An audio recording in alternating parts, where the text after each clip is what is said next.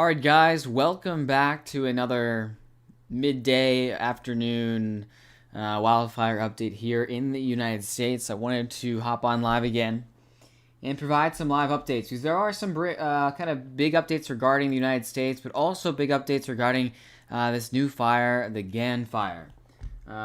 This new fire has really come to light just over the past 18 hours. And now has been updated to force more evacuations within the localized area. And honestly, it's becoming a pretty top priority for the region. It's definitely priority number one in California as the fire goes. And you can see over the past few hours on satellite imagery, we've seen a decent increase in fire activity and fire spread. Now, a lot of aerial resources are on this fire currently, and there's a lot of work to be done in regards of fighting these flames here. So I figured I'd hop on live. I'd show you kind of what's going on. We're going to be talking about areas across the United States as well. Of course, Spokane, the region that's been hit the hardest over the past few days and week now, as well as a little bit more of a longer-term forecast for you guys. So I'm just getting one more resource up, and then we will continue our broadcast with more updates here. So hopefully you guys are hanging in there. But we take a look at our live broadcast here of the Gan fire currently. It is currently at 3,700 acres, which is pretty large, obviously, for just the past 18 hours it's been burning. You can see, let's get the latest camera from the western flank. You can see how the smoke is really, it's thick. There's a large area now that's physically burning, and you can see over the past few moments and just few hours, we've got these large billowing smoke areas. Now, they have a lot of aerial resources on this, and you can see the western flank is definitely not as thick as smoke as the southern flank, which you can see all that deep, dark smoke behind this. You can kind of see where our camera is pointing. You look on the right side of your screen, our camera that's actually currently surrounded by the flames has gone down. So we have lost a camera in regards to viewpoint on the Gan fire. And overall, the new updates regarding this fire is a lot of people just received a level 2 evacuation, a reset, and also a level 3 evacuation code was expanded to CCU 140, the region of the county there. Obviously, I'm seeing there's a few homes, unfortunately, in the way of this thing. You can see where our satellite's currently detecting a lot of movement on the eastern flank, and that's where obviously our current measurement tools and aerial combat units are on the southeasterly flank. You also can see where the wind direction is going, southeast. When we look at the camera from the south, this is a really good kind of viewpoint for how things have developed over the course of the past 6 hours. So I'll show you this now. You can see at the beginning of the 6 hours, it was right on that ridge line, and then we'll continue to watch this over the past 6 hours and see how you can see a lot of aerial firefighting happening on this, but then you can also start to see the fire crawling in the valley. A little bit of a, yeah, but look at that. From there to here, which was 2 hours ago, so we'll go to live here in a second. It has been a big jump in coverage in regards to this specific region. So it's just a lot of stuff going on. And when you see a big fire like this is something that obviously California is going to be nervous about over the next few weeks. We're not expecting a lot of rain, but you can see how you even can start to see the flames in the valley. You can see the camera backs off a little bit in viewpoint, so it looks like it gets a little bit smaller, but actually it's widening its lens a bit. You can see how all in this valley here, the fire has spread. And when we look at the map in regards to that, it's right where all the aerial fighting is happening. For some reason, there is a on-the-ground aircraft right next to the actual... it looks like there's a lake there. Okay, I was like, why are they on the ground? But they are. It looks like they're using the lake there to fight the fire from the sky here. This is not as much as the aircraft I saw earlier this afternoon. They might be refueling and getting... Obviously, you can see some helicopters that looks like they're maybe inbound right now. The tankers are fueling, and obviously, a lot of tankers that are currently in standby. It looks like those tankers are getting filled up, and they're moving out of the MCC McLean airfield, and then heading southeast and obviously doing firefighting lines on the region. But this is becoming a top priority for California. We look at the state. There's really not any other fire that's as uncontained and fastly moving as this one, so this is definitely priority number one. And even the past few hours, the way the fire movement has been going, it's been really concerning. So let's look at the latest fire update about an hour ago. You can see the evacuation orders have been issued for CC Zone 140, and evacuation warnings have been issued for zones CCU 111, 131, 148, and 158. So if we can take a look at their official evacuation map of the county. I don't know what they need my data for, but you can see the actual perimeter of the fire has not been updated in the regards of their map here, but look how much evacuation has been put on alert here. It looks like they even have a, what is this, an advisory out for the fire on the western flank, kind of towards all these communities here in the region. So obviously, Cal Fire, they have some of the best, communication devices in regards to communicating evacuations and a lot of resources. But when you see a fire like this get some big ground in a very low amount of time, there is a lot of wind helping this flame right now. So it's pretty concerning. You can even see the actual vehicles flying around. This is over the past 15 minutes. Lots of smoke billowing out of this area. So overall, a pretty concerning situation ongoing. Let's go over back to, I don't know if anyone's watching from Spokane Fire. I have updates regarding that region too.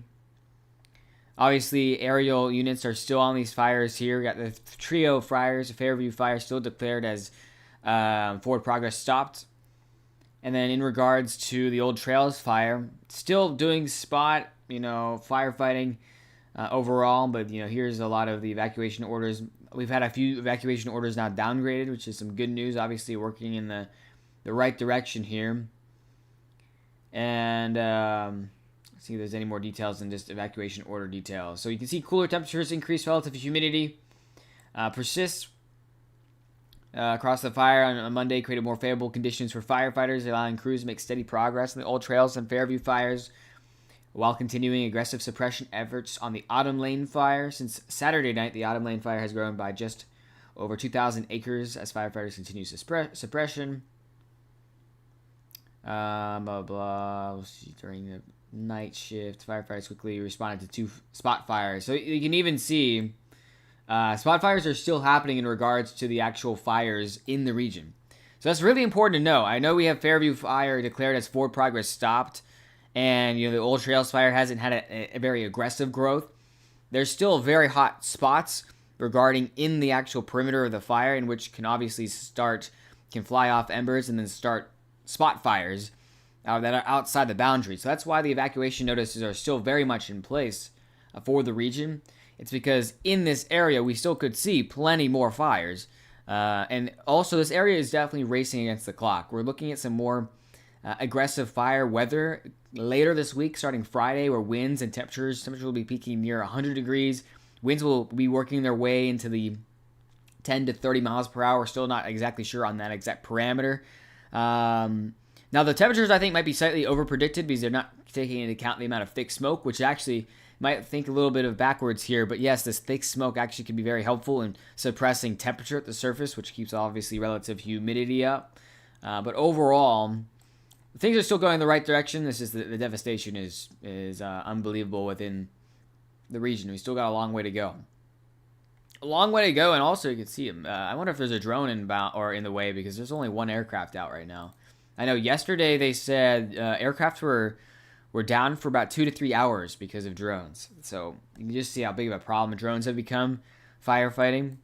They have to ground all vehicles when they spot a drone, because obviously drones can severely damage air fighting capability. You can see it looks like scoopers are currently on the northern side, the air attack vehicles for the Sinlaken Fire, which has crested over 102,000 acres, one of the largest fires now in the state. Actually, that might be you had the Crazier Canyon Fire, which is it's one of the largest fires that have grown over the past 72 hours in the state.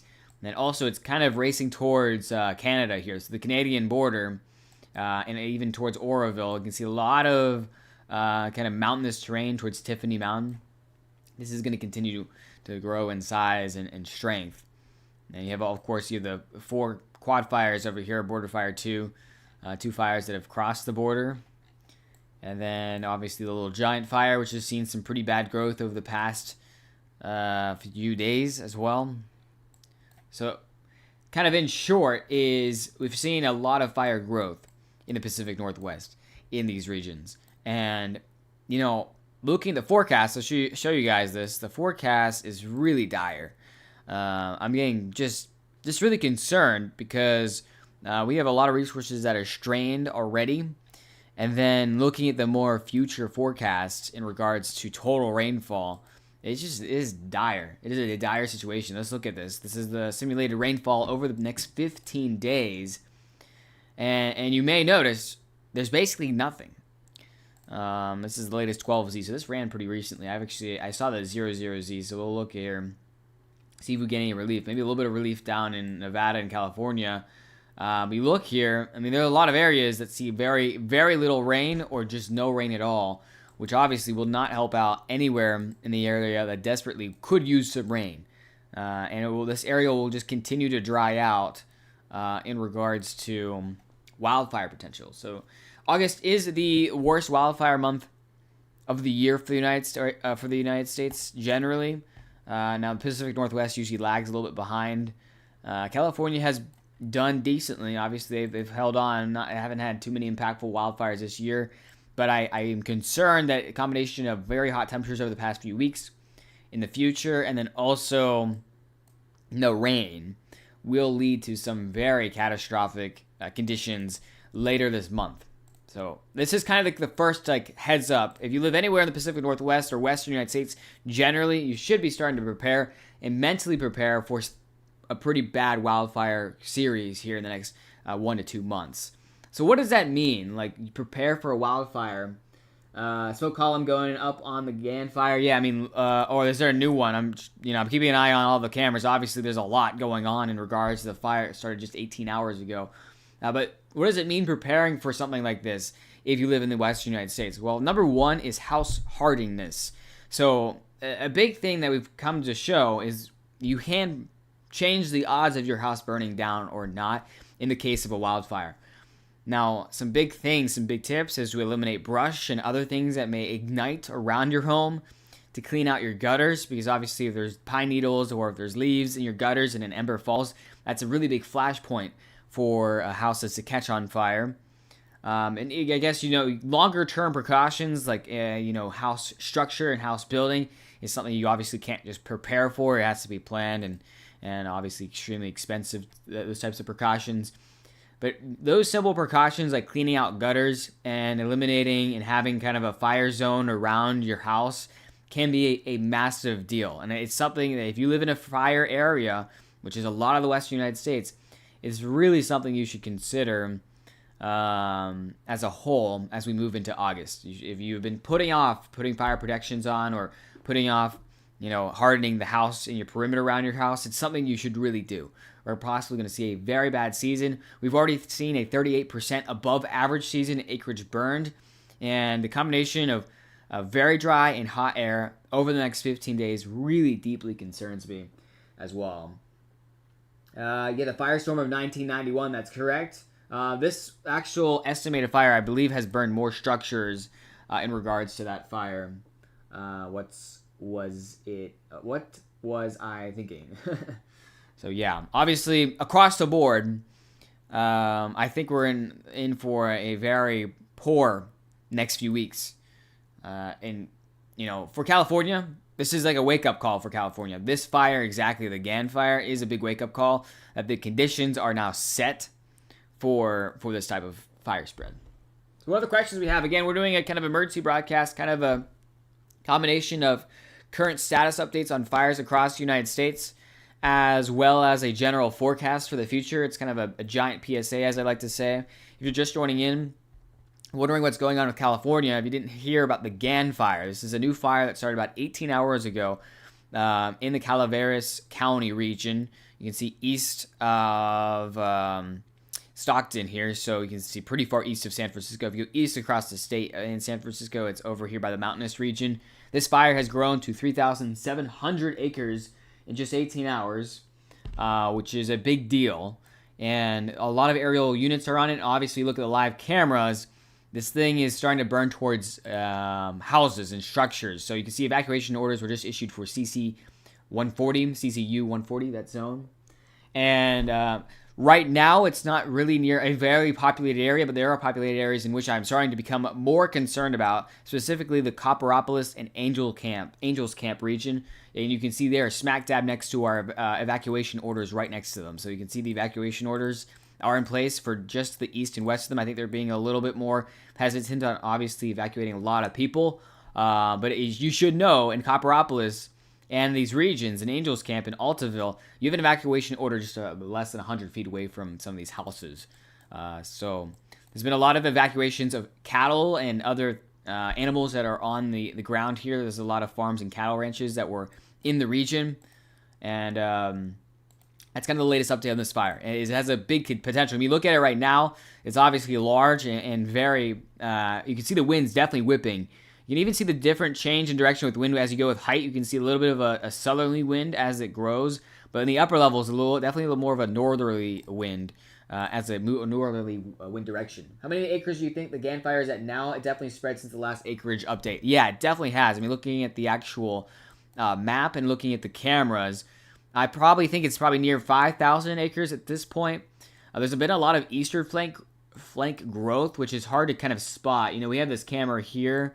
I guess you have the camera from the east here too, but it's kind of blown out, right? There's not really a great view in regards to the fire position.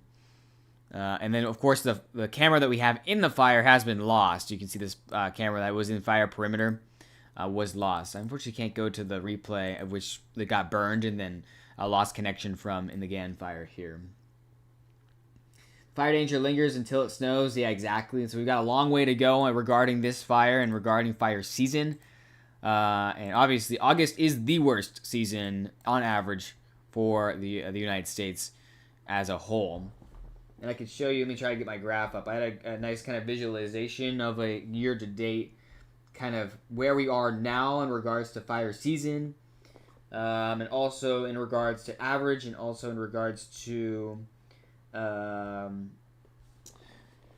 the actual record, the 2015 record for most acres ever burned in the region. So let me get that up for you guys. Let me see if I have it. Trying to locate it.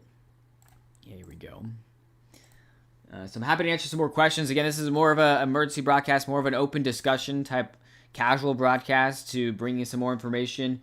I'll continue to monitor this fire and multiple fires across the United States, guys. You can rely on me for ongoing coverage of fires in the United States. If you want to subscribe and hit the like button so we get the word out to as many people as possible. It's been a tough 5 days, forecasting and looking at these fires here across Washington. But it's been even more tough for me to look at the forecast and forecast for the future because I fear. I have a fearful kind of forecast for our next 3 to 4 weeks. Let's see here. Do I have that open? Okay, yeah, I have to open it. I was like, where is my graph here? So I'll show you guys that now once it pops up. Okay, maybe not. Okay, here we go. Oh, that's my downloads folder. Unnamed. There we go. Perfect. So here's a little graph, guys, to show you where we are year to date right now in regards to the wildfires. In red is the current 2026 season, and this is per month across the board. You can see our average is a 10-year average, which, as I like to say, we've had a lot of big years over the past 10 years, so kind of take it with a grain of salt. In regards to a baseline, it kind of just gets a sense for how things are compared to the other years, yet we've had a lot of acreage burn already. You can see with current acreage, we have 5.25 million acres burned, which is just over the size of New Jersey has been burned land-wise. And that's obviously about 38% above the average for this time of year. And then from our 2015 record, which ended near just over 10 million acres burned, you can see at this time it was near 6 million acres burned. So you can see in response to an average season and the record season, we're kind of in between there. So in a pretty above average season, we're pretty close to the record. How big do you think these fires will get? I mean, it's tough to say, right? It's a devastating balance in which we look at these situations and we have a lot of fires that are out in these rural areas. They're very tough to battle areas. It's hard to quantify fires, as well. Let's see if I can get this up here too. We'll go back to the map here. The GAN fire, I fear, has a chance to get pretty large. There's a lot of space in which is openly defended. It's hard to get to on the ground. They're going to have to rely on a lot of aerial resources. And a lot of these larger fires, once they get a little bit to a larger size in which it takes a long time to contain, they open the door up to a very long lifespan. Because if a fire gets very large, it's going to take a long time to fully extinguish.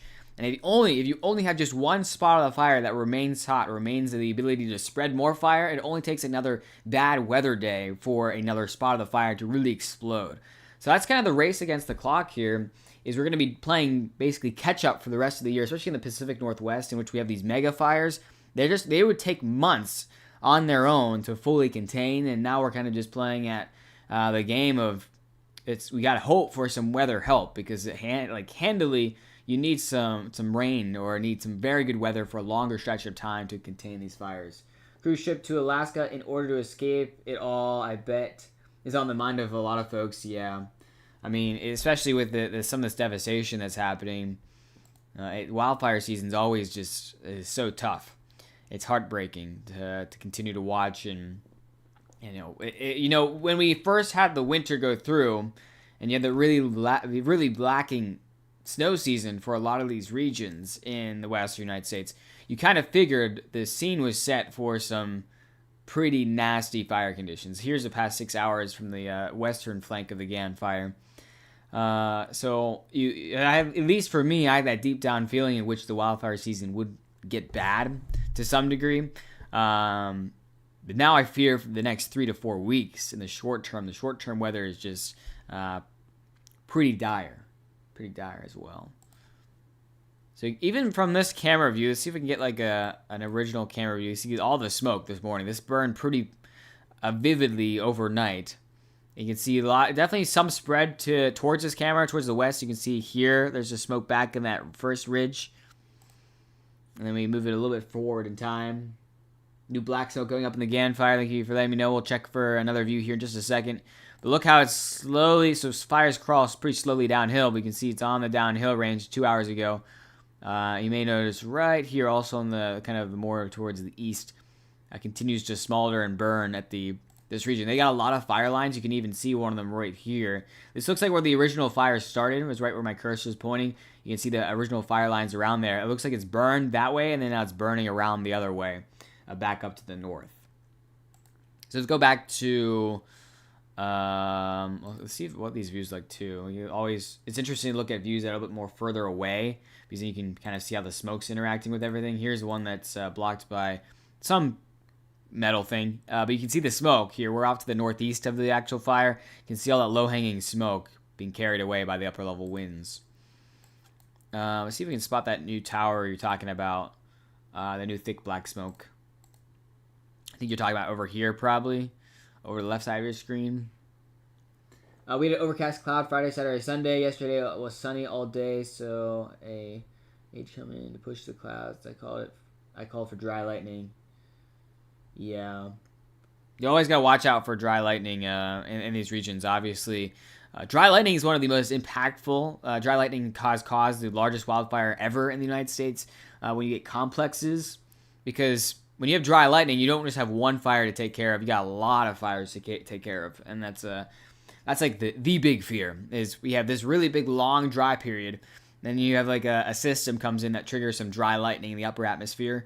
And then we're off to the races with big problems. So that's why the situations like these, especially currently in California, where things are at least relatively settled, other than the GAN fire, we can go from really not a lot happening to just an all-out fire outbreak, which has kind of been the theme for the Pacific Northwest as we monitor California and the region, the spontaneous combustion. Exactly. When you have lightning strike down at 40,000 Fahrenheit, it's destined to make something on fire. So obviously we can see the latest scan by this camera here at the south portions of the GAN fire. You can see that smoke blob here off just to the this, I guess it would be kind of the south side of where we're looking. That's burning towards Copperopolis. You can see right here. Look at right here. So right kind of west of this road, which is like right next to West Pool Station Road. So overall, a pretty high intensity event. Actually, since we went away and went back to the fire, look, all these aircraft now inbound. They must have just refueled all these. We got 1, 2, 3, 4, 5, 6, 7, 8, 9 aircraft on it right now, and actually I don't even see a tanker on it. I know the tankers look like they're all refueling right now and obviously refilling. Yeah, you can see this tanker, for example, the tanker to 121, the Lockheed C-130. If you look at the tanker's views and where it's gone, you can see where they've been targeting. A lot of targeting in regards to, looks like the south side, so trying to stop that spread south. Yesterday, they had a lot of effort on the northern flank to stop it spreading north, but it looks like it's been spreading so far south quickly. They have now become concerned, of course, in regards to fires getting to these communities here, the communities of Copperopolis and Angels Camp. That's what the fire spotter towers are for. Yeah. Yeah, I mean, California is one of the best states in regards to fire spotters and obviously not only camera-wise, but physical locations and smoke spotters. You know, that's the goal was to try to hop on fires before they get out of control like this, but at some degree, you only have so much you can control. Only fast as you can get there with air resources. They've definitely pulled a lot of resources over the past 12 hours, now when they called out for the alert. I'm not sure what road, but I just heard a radio traffic say again, fire just crossed a road. Yeah, I wouldn't be surprised if it crossed this road here, because there's only really one that I think is close. But it probably just crossed the Pool Station Road right here. You can see the fire direction going down the valley here, down in the southeast, heading towards the evacuation zones here. And it looks like that's where exactly the aircraft are currently stationed. You can see there. Look, with these aircraft and the air droppers, you definitely can tell where the actual boundaries of the fire are, because they really lead. They put water right on the boundaries to stop them from spreading, obviously. But then you can see, I wouldn't be surprised if it crossed the Pool Road there. Where are you listening to the radio traffic? I'm curious. Maybe we can pull that up ourselves. So obviously another tough time for the region. Tough time ahead. Now, this is not the only fire, of course, that I'm concerned about in the United States. Let's go to another fire that I've been keeping a very close eye on in regards to some violent spread. And that is going to be the Wildfire 2 fire. This is actually now racing towards the amount that the Cottonwood fire burned. Cottonwood fire down in the south at 95% containment. Really not a big problem anymore at 97,000 acres. This fire was at like 30,000 acres about 24 hours ago. So it's grown to 84,000 acres in a very short amount of time. Now, the big thing they've been trying to do is control the fire spread on the north and western flank, because that's heading towards I-15 and also Fillmore and Meadow and Kenosha. They've had pretty good success in regards to that. But now there's been a really big wind shift south. I mean, look at the wind barbs here. It's been a big jump in southerly wind. That wind is really making a big run to the south on this fire. See if there's a new update regarding that. So they have a community meeting at 7 p.m. tonight, so obviously we'll have updates regarding that. But just 2 hours ago, they didn't give too much more than the 84,000 acres as well. You can see the wide mount here. Here's a kind of leading fire. Calaveras and Cal Fire and US. You can find it on Watch TV. Oh, really? I'll have to look into that. Oh, was it like an actual update, or is it like, can you listen to the scanner? I'm curious. But look at the Widemouth 2 fire here in Utah. You can see it's currently estimated at 79,000. Well, this is actually outdated now. 0% containment with 420 personnel. I'm sure they're trying to get more and more resources in the area. Primary strategy of the fire combines direct suppression efforts with, where feasible, with indirect tactics across rugged terrain to protect local communities, infrastructure, and watersheds. On the west side of the fire, crews are securing lines around Fillmore, Kenosha Meadow, Chalk Creek, while scouting dozer line construction along forest boundaries towards Wild Goose Fire footprint. On the east side, fire personnel have triaged approximately 20 cabins and outbuildings while establishing holding options near Newton Rock Trail and Devil's Arm Trail. Armchair, excuse me. The firefighters continue leveraging heavy air support on the southern edge of the fire to secure active fire perimeter and suppress spot fires. But you can see the big thing in the latest update here, I don't think they've talked about too much in this update, is the fire, burned to the east a lot. It had a lot of easterly burn. But look, this is the southern flank they're talking about. This new southern flank has really, really expanded in the latest fire zone. You actually can see they did map out most of this. It just got to Mary's Nipples, the peak there, moving south towards Indian Peak. So for any locals there. Of course, we've got major highways of I-15 and I-70 in the way of this. So now I'm sure a lot of resources are going to be trying to play some catch up and stop this thing from getting to I-70. The track terrain's rough. They're going to have a hard time stopping it from burning down Fish Lake and National Forest. Exactly. That's the biggest, honestly, challenge regarding this fire is the terrain is very unrelenting in the area. I mean, it's just, especially on the east side, they had a lot of areas in which, it's impossible to get to on ground. And then you have this, which we got a lot of valleys and a lot of terrain in which could feature and help fire spread. We can even take a look at topographical. Looks like is it loading or is it not mapped? It might not be mapped in this region. But anyways, all that mountainous terrain makes it an extremely challenging environment to fight in. I'm sure if we even look at one of these cameras, not a lot of good view of the sky here, but I'm sure you can see the smoke in some regards here. We can even, a lot of cameras looking at the ground. Let's take a look at the smoke on the satellite here in Utah. So that's another fire I've been keeping an eye on. These really beefy fires. It's kind of getting to the point in which there's so many fires to keep track of. It's just a never-ending cycle. You can even see on satellite here, you start to see the parts of the burn scar, this burn land right here. I'm sure you guys can see a little bit here. A little bit of darker than normal land type. Obviously, this used to be green and more tree type. And then you look at the latest smoke, you can see where the active flames are in regards to the fire. So on this northeasterly edge, and it looks like a little bit more of a plume on the easterly edge, and then a lot of plume on the southerly edge. This is where all the active zones are on this fire here. And the big thing I'm concerned of is the wind direction at the surface heading south here towards the interstate and Joseph and the communities. Switching over here, you can see right here towards I-70. So I wish they had better control of these cameras so we could look. See, California is very fortunate to have all those cameras to look at the infrastructure wise, but we have to kind of rely on more on the ground reports by people and other things and other sources. But either way, this is another fire. If you're tracking the wildfires across the United States, I definitely keep an eye on this one. It's also about to cross over the Cottonwood Fire, combined them, Cottonwood Fire, for acreage burned, and has a chance to make a run at possibly one of the largest fires for Utah. So obviously some big news regarding that. And they have another fire they're continuing to battle as well, the Black Canyon Fire, up to the northeast of that fire. Try to think of other big news story fires that are at least near areas. You can see the Big Grass Fire was up to 350,000 acres as the latest update here. A very big fire indeed. I think it is the largest fire right now in the United States.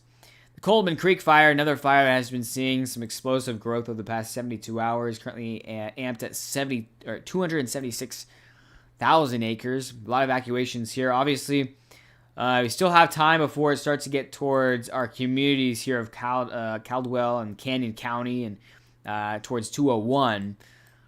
But it's made some really fast progress. So that's another area in which it's such a large fire. It's going to take a lot of time to contain and fully put down. You have to watch out for what happens if they can get that done before our next poor fire day and weather-wise. Another fire that's being combated by air today is the Tartar Fire combined with the Fox Fire. Two fires twinned next to each other. This one's burning up right next to I-84. And you can see also they're basically connecting here. This is burning down to the lake, which is pretty, to the river right now. You can see it's pretty crazy because just on the opposite side is an area that's already been burned itself in regards to the Fox Fires. So a lot of movement up onto the northern edge and the northeast. And tough firefighting conditions there. Currently 138,000 acres with only 12% containment. And then let me see if I can get the evacuations on. Looks like they ordered evacuations decently recently here. You can see an Amber Alert out for the entire state of Texas. It's always interesting looking at these emergency alerts on the PBS alerts here. But you can see here specifically, and here's Utah's alerts. You can see Southern Fillmore. cornerstone of the interstates I-70, I-15, and obviously up to here near north of Fillmore in this interstate area. Then we're looking at the specific fires I was talking about. See if it wants to load. Loading. And the Tartar fire, I guess it doesn't want to load, but come on. Okay, well, I guess it glitched. But either way, really concerning. Rode along with this with a streamer up there. It was a great drive up. Saw many different landscapes and two houses. Don't worry, I think we ended up in the Okange River, I believe. Huh. These pilots are amazing. Yeah, it's pretty crazy stuff. I mean, they are professionals, that's for sure. A lot of water drops are still happening. The Wildfire, yeah. The Wildfire is really large, and you also have the Hagen fire over here too, in regards to firefighting by air. See some tankers trading places. Looks like some tankers fighting the Mouse Meadow fire in Nevada. So you have a lot of states in which are trying to keep up with all this stuff. And let's go back to our live view again. This is like the top story I have right now is the Gan fire here in California. This is kind of the first large fire that's got out of control in the past few weeks in California, especially the rate of burn. You look at the latest 6 hours from this camera down to the southeast, evacuation orders have been put in place. Saw the choppers, so that drive was worth the squeeze for him. Jeez. Black smoke on the Valley Springs camera on the Gan fire. Okay, we'll look at that in a second. You can see this is the last 6 hours, so you can kind of get a sense for how things have been developing over the 6 hours. The views from last night were insane. I had a video posted on here and the other social media platforms in regards to fire spread and them fighting the flames. We take a look at the latest. You can see how we have, this is the latest 15 minutes in regards to this fire. There's a lot of smoke, so it's definitely making fighting from the fire, from the air currently pretty challenging, especially downstream to the east. Very low visibility. But you can see some black smoke towers being thrown up here on the kind of southwest flank of the fire. Then zooming in here, in addition, you can see where our, what was that, the Valley Fire, or the Valley Springs? Oh yeah, I can see that. It's kind of a new tower here. Here's the Valley Springs that Chatter was talking about. This is looking from the west side of the fire, of the Gan fire. So the Columbia River, oh cool. Is that a bug that flew in front of the camera? But yeah, you can see just in the last few moments here, you see that new smoke plume right there. When you look for those like really big smoke plumes, it's kind of a big concern. Like we got like a localized really hot spot, and you can see the localized jump in the fire as well. So overall, pretty concerning situation in that region. Let's take a look if we have any more views. So there was a camera here, guys. It was in the fire. It's dead. It's been shut off or burned. Most likely burned. You can see from the western flank or the eastern flank of the fire is a mountain in front of it. So obviously we'll monitor these cameras. A lot of cameras on it. A lot of them pointing at it, keeping an eye on the actual movement of the flames. But then you can just see all the air resources on it. They're using the localized water ponds, the reservoirs. They have a decent amount of options in close proximity to getting water from. You see this one here. There's a little bit of a pond here they've been trying to use as well. But yeah, this thing's probably a lot larger than currently the 3,700 acres estimate. You can just tell by satellite, it's the actual readings are getting pretty concerning. So what other questions we have, guys? Let me know, where's everyone watching from? Chat's relatively quiet right now, which is fine. I figured I'd hop on the live and answer some questions and just kind of talk and overview the fires and kind of give a PSA. Again, if you weren't here earlier, guys, this is a big PSA. You should be preparing in the western United States for a pretty bad wildfire month. August is going to bring about 0 inches of rain to almost everyone in the entire western United States, minus the monsoon regions of like Arizona and New Mexico. And then we're going to have some very, very warm temperatures in the regards to a longer term forecast here. Here's a little bit of a drawing of the ongoing fire map that's Utah, but we can even jump over to the GAN fire here and kind of talk about the fire map here in regards to latest movements. So you can see first movement is the upper air atmosphere is moving actually to the north. The lower atmosphere is actually moving to the south here. So a little bit of a change in direction. So could this fire reach more populated areas? So Benz, that's a great question. That's a big thing I'm monitoring. That's why I'm kind of doing an emergency update exactly for this reason. Is there a couple pockets in which I'm concerned about? So let me go over each one.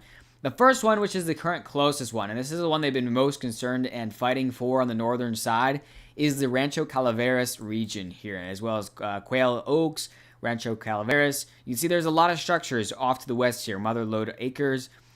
We look at the fire from multiple cams here. In the fire, here's this cam, obviously, between the fire and the ranch.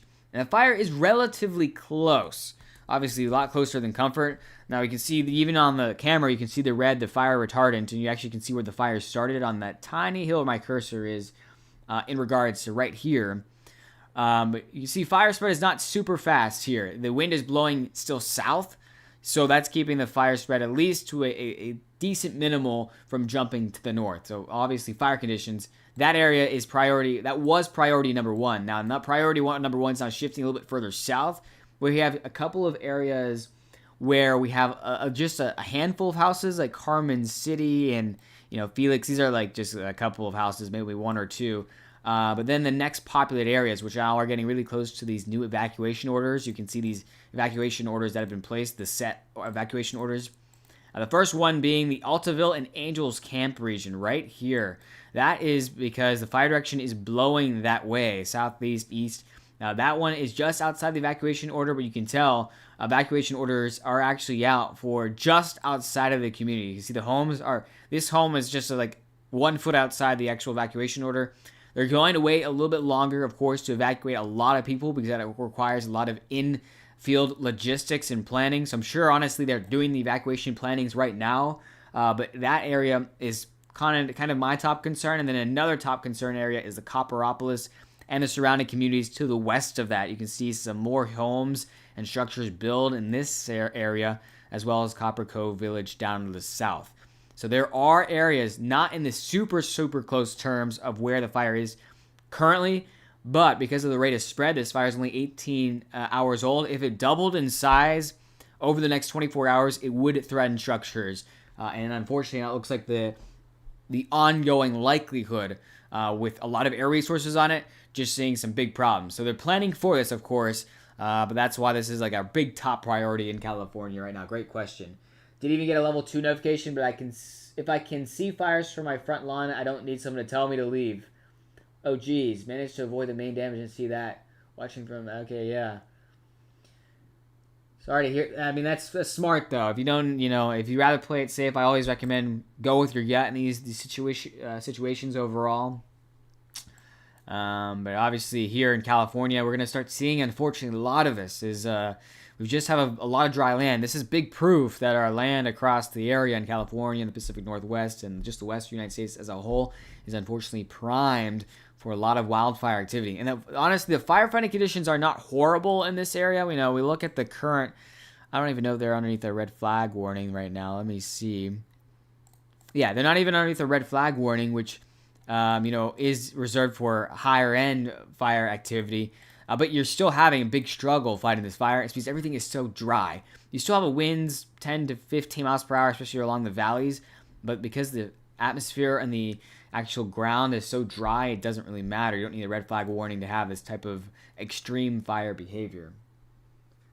How's it going, Blue Ghost? How you doing? Obviously, seeing a lot of images coming out of the region there in Washington. So hopefully you're doing okay yourself. Really devastating imagery. Went over the fire a couple of minutes ago. We're also talking about the GAN fire here in California, a new fire that started. And currently, I believe the count is 103 considered large wildfires in the United States right now. So that's over 300 acres in grasslands or 500 acres in forested areas. And yeah, there's over 100 considered large wildfires right now. So really tough situation developing. You can see all the aerial vehicles battling the flames currently in purple. Look at the new fire progression model on Watch Duty. It shows spot fire they were talking about. How do I... Am I, like, missing, like, other features of Watch Duty? Detect thermal anomalies using land satellites, higher spatial resolution with less frequent coverage. Is that what you mean? I'm not too sure. Weather stations.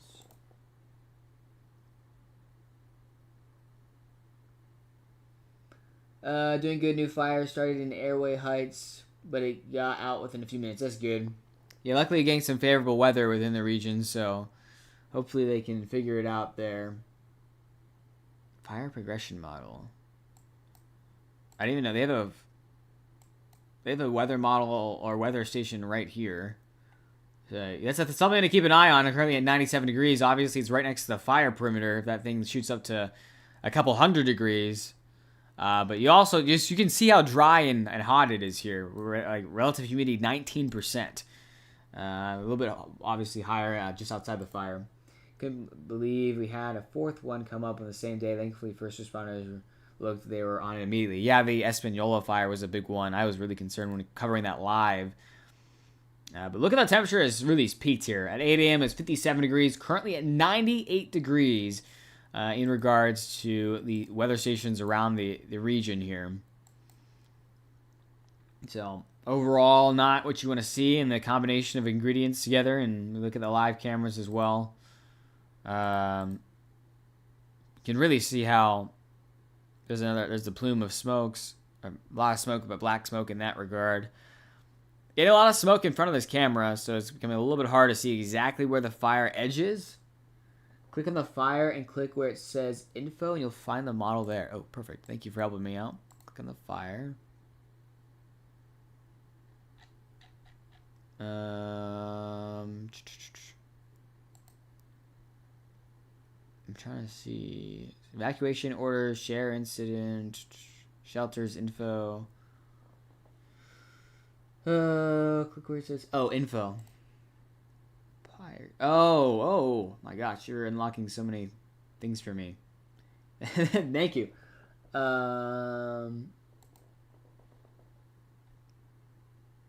Wait, I thought I had... You need like a premium subscription for this one? Let me see. Or is it like a free version? Or I have the like the pro. I have the member plan, I think.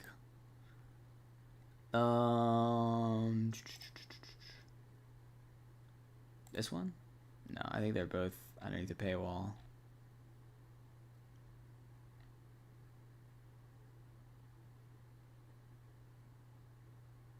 Huh. That's weird. Is it like above the member program? Because I'm a member right now, but it's humid right now in Washington, so it's not thick smoke like the other days. That's good. Yeah, I've been seeing humidities coming up. Honestly, the smoke above you is really helping limit. Oh, this is pro. Okay, so unfortunately, I have the member program. I don't think I have the pro program. That's maybe something I can look into. Yeah, I can see all this information here. I'll look into that for the next broadcast. Would you say it's worth it?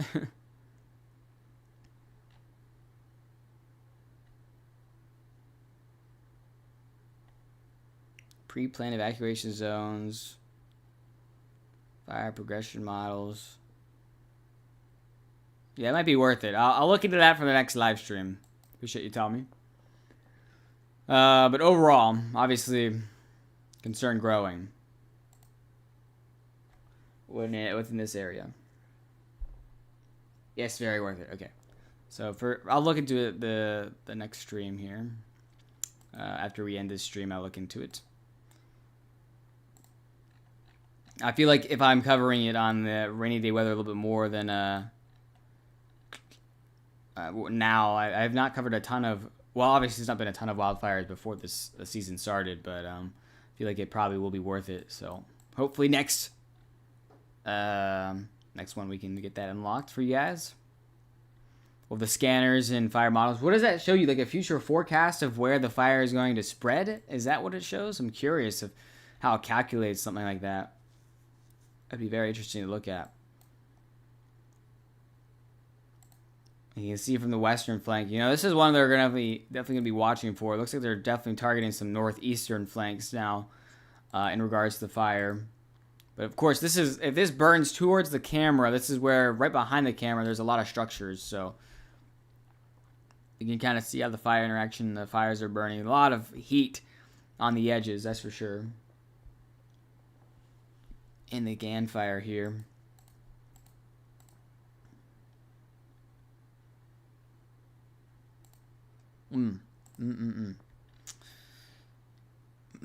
What is everyone else seeing out there? Anyone else have any viewpoints or reports?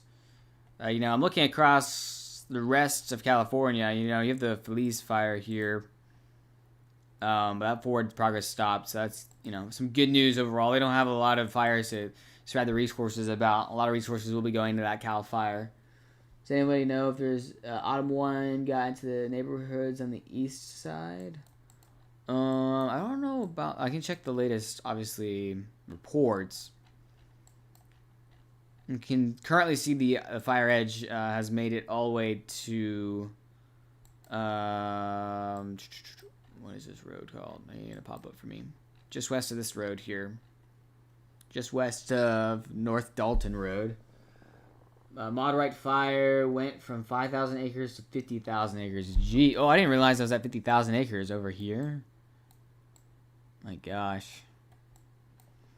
Obviously, it's just been tough because you got a lot of big fires all within close proximity of each other. I mean, you look at this one screen here, guys. This one screen, like a 400 by 100 mile radius. You have the Little Giant fire at 70,000. You have the Migan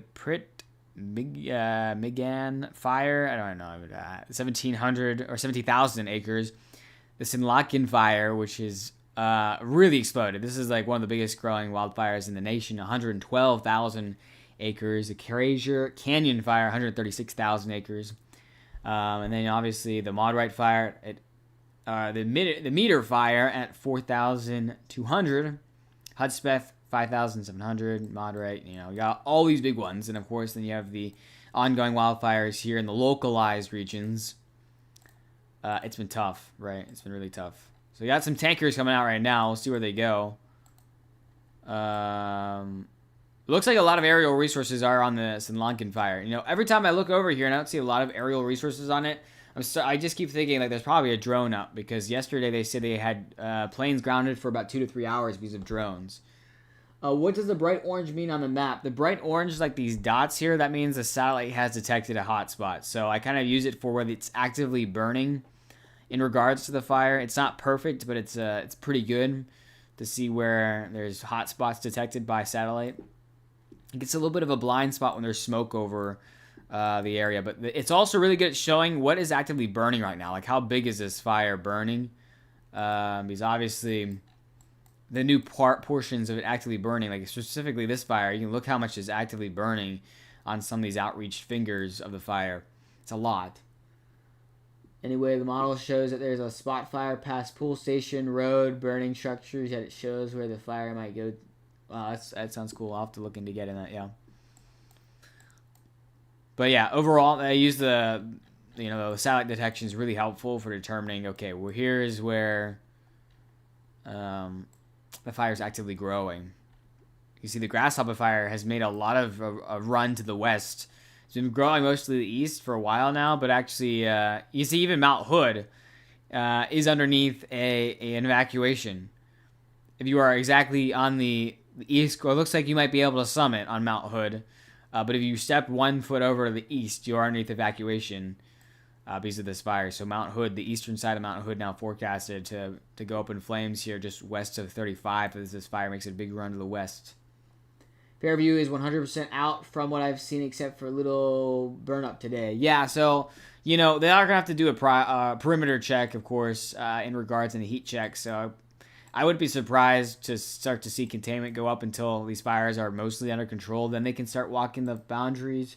Yeah, but none of them are underneath any containment yet, because the resources are obviously, they're not really needed to walk the perimeters right now. They're needed to fight the active flames. So that's why, we don't see any containment yet. Even though the situation is generally improving. For Fresno right now, actively no. I don't think there's any active fires near Fresno in California. Take a quick little peek. Down there, I think it's, you're relatively calm. You see, here we go. There's no fires really close. This is the Cinder complex at the east here, but that's mostly taken care of. Obviously, we're going to keep an eye on your area in regards to the wildfire season in the next month or two.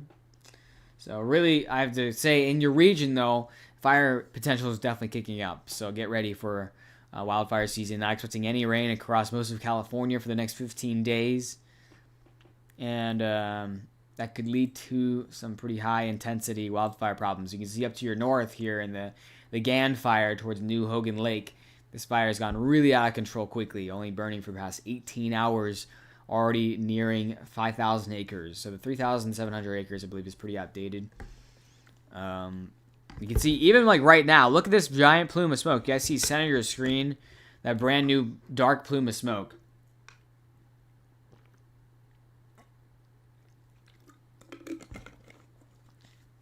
Of course, appreciate the kind words. Take care, and of course, if you want to have any, I continue wildfire coverage for this season. If you want to have any live updates to do, try to be live almost every day, especially during big events. And then if there's any, what I like to call emergency updates, in which there is a wildfire that generates near a well or high populated area, that's where I'll go emergency live broadcasting, giving you guys live update by update, and also using connecting our community together to submit reports. So that worked pretty well for the Washington Spokane fire in regards to a lot of people reach out and saying we helped as a community. I'm really happy as a community, especially shout out to the Blue Ghost in chat for sending in videos and photos during the time as the fire was moving into the populated areas, because it got the word out very efficiently. We were actually ahead of some of the main news agencies on the broadcast by far, a couple hours even. So that's something I like to pride myself on. We'll continue to watch out for in the region. And just, in the next 2 months, I think the next month is going to be tough. So I'm actually planning on going on vacation starting next week for about 2 weeks. You guys didn't know I storm chased earlier this season across the country, 15,000 miles, been working hard across the platform as a single person team right now for rainy day weather. Reached a lot of people, so I really appreciate the support. I'm going to try to do my best while on vacation to continue updates going out. I'll definitely be posting videos. Hopefully, I'll keep an eye on live streaming if I need to. Even I have to live stream on like YouTube Shorts and just have my iPad out, which I have done in the past. That's kind of the main goal. So things that I've been going overall. I know it kind of looks like a pyroplasmic flow, doesn't it? It's kind of creepy, isn't it? This latest camera scan. Well, now not as much, but right here. See, this is just a couple minutes ago, right there. I saw there was a volcano that exploded somewhere on Earth. I know, very broad, not very helpful to bring up on that topic, but nothing in the United States. I saw, if anyone wants to chime in if they saw that too. I saw a pretty big volcano exploded. Or multiple fire Black Hawks flying over my house towards the autumn fire. Jeez. Yeah, I saw the video by the National Guard in regards to the National Guard dropping and using Black Hawks to drop water. So they've been hard at work. Really just have to hope the drones stay out of the sky today. It's been pretty brutal over the past 48 hours with all the drone reports. I know 2 days ago was 26 drone reports, and yesterday the planes were grounded for about 3 hours in regards to drone reports. So pretty significant amount of chunk of time, especially when you can only fight during the day for the area. Fuego, Guatemala volcano. Okay, cool. Thanks for letting me know. I knew someone in chat would know. Appreciate that. Appreciate the kind words, Handle. You can see this view up from the north here. This really goes to show the size and plumes of the smoke. The smoke is still having some You can even see the waves, the gravity waves in the smoke. So basically, the smoke is like in the river of air that's flowing over the mountains, and a little bit of bumps in it is pretty crazy to see. But I believe if we take a look at the atmospheric foundation currently, like a kind of a 2D slice of the atmosphere temperature as you move up, definitely, I'm guessing there's an inversion just based off of smoke, but we'll see. Just confirm. Yeah, that's about as obvious as an inversion gets. And what is an inversion exactly? Well, it takes the surface temperature. The surface temperature is cooler than the temperature just above it, which you don't know. Normally below the tropopause, the atmosphere gets cooler as you move up. This inversion here traps our smoke at the surface because our smoke rises because it's originally hotter than its surroundings. But then the exterior, the air around it becomes warmer, so it gets less rising motion and eventually gets stuck if it's not hot enough to pierce through the inversion. So pretty obvious inversion there. I think it's a little bit less significant now. I think the inversions, we move a little bit further in time. That was this morning, but even now I'm sure there's still an inversion. You take a look. Well, I can just pop on observations really quick. And still, we'll look here. Fires in Greece and France, I think, too. Crazy. Yeah, it's just insane. So a little bit less than of an inversion right now, at least locally. Obviously, well, this is modeled at 97 degrees. Are we seeing it that hot? These station models, I saw it was pretty hot. Yeah, I guess it is 98 degrees. So maybe a little bit less of an inversion right now. But still, pretty crazy. That's why you usually see the smoke get trapped. I think Cal Fire Team 7 is over Spokane Fires. Now Cal Fire Team 2 is over Little Giant. Yeah, so I know Cal Fire has been helping out a lot of communities and fires across the nation. So obviously, I think they still have a lot of teams back at home, obviously prepared and ready. But as fire season continues, an unfortunate trend is, we're not going to have a lot of exterior help from Cal Fire. Cal Fire is one of the best firefighting, obviously, most experiencing firefighting teams in the entire world. No strangers, obviously. You got this fire going on right now, and lots of fires have happened in the past. Yeah, look at this localized hotspot. They're definitely going to watch this one. You see the localized hotspot on the northern flank. Of course, they're watching this, so there's no reason to call it in or something. But you can see just in the past few moments, look at that really big localized area of fire going up. So maybe burning a pocket of especially flammable trees or vegetation, or just a localized area with a lot of collected vegetation. Just look at that localized area. You have to look out for that, because then you can see a little bit of forward motion jump on the... You can even see just a tiny bit if you look very focused to where my cursor is. And then you look right in the past, literally 7 minutes, you definitely can see it creeping up a bit. So I'm going to have to watch that quickly. Twin turbo fired, yeah. 2 new fires in California right next to each other. Cyclonic action, worst cases, what am I saying? Old Trails fire. Where houses are not on for now. Yeah, there's just a lot of obviously stuff going on currently. You have to watch out for this one. Is there a new fire start in California? I'll take a quick peek. I didn't think I see it. Or these ones new starts. The 58 fire and the Casie fire, or the Casie fire. Oh yeah, this looks brand new. Let's go to the Casie fire. This looks like it's just started. Let's look at the log.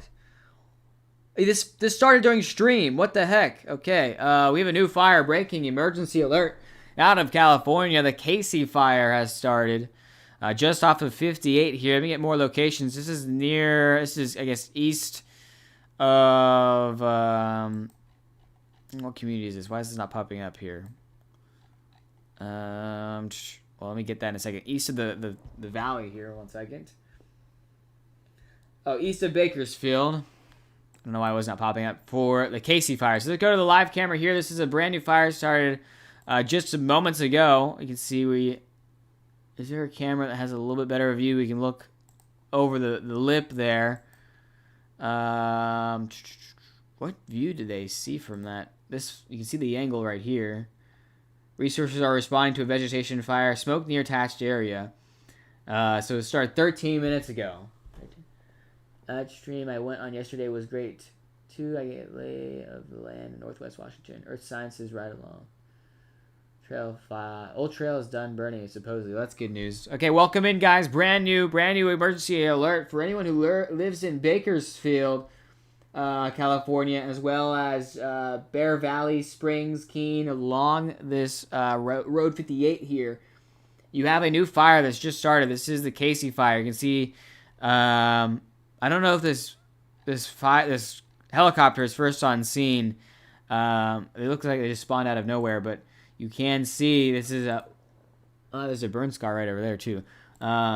This is a brand new fire. It just started 13 minutes ago. So this is a brand new emergency alert. Obviously, looks like winds are pretty hefty here as of right now. Looking at the weather models, yeah, gust is 11 miles per hour. So not incredibly high, but definitely high enough to spread fire at 5 miles per hour, spreading the wind out of the northwest. So the spread motion will be south in regards to localized fire spread. I don't know where they got that view from this side here. Maybe a further away camera. What camera is looking at that one? Oh, it's probably this one. Yeah, this one has the view of the fire. This is the Casie fire. Here we go. So we can look at the replay. You can see 15 minutes ago the camera wasn't even on it. Here is the current look. So yes, as we were streaming, a new fire has started as we were literally just talking here and chatting. So did someone say there's two? Another fire too? I wasn't sure. Look at Breckenridge. Peak 2. Camera on the fire to the north of the fire. Like Breckenridge. Is that are you talking about like Breckenridge, Colorado, or is this still here? Or is this another one? Breckenridge Peak 2. So geez. Okay, we got also the 58 fire, which looks like I don't know what this is. Resources on scene, multiple vegetation fires on Highway 58. How's you enable the cameras? If you go to layers and then general live wildfire cameras, it's a free method or a free thing you can have. I guess there's a vegetation fire here too. How soon? What? Bro, another fire started 3 minutes ago. What is going on? Donkey County. Let's see what that is. Is this what you're talking about? The new vegetation fire? We've had 2 fires start in like 10 minutes. What's going on here, guys? Here is another rainy day weather breaking alert. We have another fire in California. This has not been named yet, just called vegetation fire. You can see right there. What in the world is going on? What the heck? Okay, so we've had 2 new fires start, and this one got some oomph in it in the last few moments here. So, a new vegetation fire. It looks like there's a tanker that was already been deployed, so let's watch this together. This is going to be very interesting. I think they're going out for it. A tanker already almost out for it. Cal Fire Tanker 75 Grumman is en route after this thing started just moments ago. Literally, this fire was created 4 minutes ago on the dashboard. Resources are responding to a reported vegetation fire with smoke visible attached camera. Wow. Okay. Go camera north, the Casie fire. Oh, okay. Let's go to that one. Oh, I see. Oh, this one's really zoomed in. Oh, yeah, there you go. So here's a Casie fire. We'll go to that one fire in just a second where air resources are almost on scene with a tanker. And here is the Casie fire. If you guys are just joining in, well, you can see, yeah, this one's growing. Oh, there's a train right there. Wait, is that a train? Or am I like going crazy? You think this might be a train-induced fire? I feel like the train came after the fire started. That's a very common thing, unfortunately, is train-induced fires, where you have the sparks fly off a train and start a fire. Oh, yeah, I can see here. Breckenridge Peak 2. So here's a good view again. You guys just joining in. We've had 2 fires start in the span of 20 minutes here in California. You should view the camera at Fairview Fire in Spokane. It shows the new fire. Oh, I think I have it still here. So we can... Quick little juxtaposition over to the Fairview Fire. In Washington, in Spokane. You can see it's still smoldering over here. Jeez. Yeah, exactly. It's a great tool to have. So there's fires everywhere, but this is crazy. We've had 2 new fires during stream. The Casie fire, which there is a helicopter on scene, and the vegetation fire, guys, where I do believe a tanker is about to intercept. So I wish we could like watch live. That'd be nice, but we get obviously feed every minute. So here's the past 15 minutes of this unnamed vegetation fire here in California. This one's west of Road 46 here, west of Lost Hills. But now you have 2. Oh, here comes a tanker too. So it looks like we got 2 tankers en route to these fires here. Tanker number 1 heading to the Casie fire en route probably the next 10 minutes. And then tanker number 2 here, the T-75, about to approach the vegetation fire in about T-minus 1 minute. 1 minute till impact for these tankers here. So they're really going to put a lot of effort into... You might see me driving. Jeez. Here we go. This is a really big deal, guys. Obviously, they're going to try to get these fires out before they get out of control in these regions. But we've got 20... in 20 minutes, we've seen 2 new fires in California. With tankers now approaching. So this is going to be really... I'm almost certain they're going to just approach us straight on. See, here's the latest scan. Looks like the smoke's dying down a little bit, so hopefully they can just expertly pull this off. They don't have a guide plane with them, so here's another view. You see the smoke from the east side. You actually can see another burn scar in front of this camera view. Fair view, there's a propane tank and a mulch pile. Still on fire per this morning's announcement. Cal Fire. Well, luckily they have a lot of resources, so Cal Fire, obviously, it's just not just like one team. But look at this. Let's see. So the tanker is going right over the vegetation fire. It looks like they're going to the side. I'm sure they're going to scout it out before they hit it. But this is... You guys are watching it live here. If you're just joining in, we have 2 new fires in the past 20 minutes here in California. Vegetation fire, currently unnamed. And then also the new fire called the Casie fire. Casie fire has 1 helicopter on scene, making rounds. It looks like it is trying... I don't know if it's a firefighting helicopter... Yeah, it looks like it is. It is an air tanker type 3. And then we have a plane tanker on scene. Just did a loop around this vegetation fire called the Wildfire. Just named the Wildfire. So first name has been put on this fire. It's called the Wildfire. That's not confusing at all, calling it the Wildfire. And a tanker has just made a round. It looks like it just scouted or just hit it. We'll see here in the next scan of the latest video camera here. Making piece of an where start talking to Cal Fire. Oh geez. No question. There's a third fire. Where is there a third fire? What is going on? You got all the fires starting. Well, yeah, I see the 58 fire. The 58 fire is right over here, but I don't see any smoke anymore on it. Here. Which is it's east of Bakersfield. Well, it's in Bakersfield, I guess East Bakersfield. And then we have 2 fires. We have the Wildfire, which the tanker is on now. So the tanker's... At least I thought this was a tanker. You might be able to see it in the camera view here, actually. Yeah, I don't think they dropped anything just yet. You can see the latest update. There's the first satellite scan of where it is. You can see the satellite heat sensing has just popped up.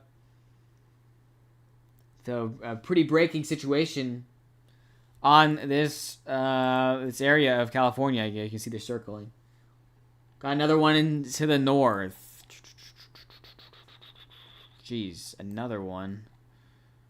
We have that fire. Is this a fire? The Camino fire. Oh my gosh, what is happening? Okay, so yes, we have another fire. When was this deemed? The Camino fire here with the also aerial units on it. Camino fire was... Okay, is there something with our live stream? It was made 7 minutes ago. That's 3 fires in 20 minutes. 3 fires in 20 minutes have just started in California. In the state, yeah. In the central and southern portions of the state. Just checked again. That seems to be the ones that are active here. So the Casie fire, the Wildfire, as well as the Camino fire have just all started in the same time span. The Casie fire is... inbound for aerial resources. So tanker and guide planes seem to be in movement here together in tandem, about to attack the fire. And then also there's an air resources helicopter on scene. You can see here's a view from the west. And then here's a view from the north. His camera's really zoomed in here. I mean, it's not super windy. It is getting really dry. That's the big thing. It doesn't really require a lot of wind for...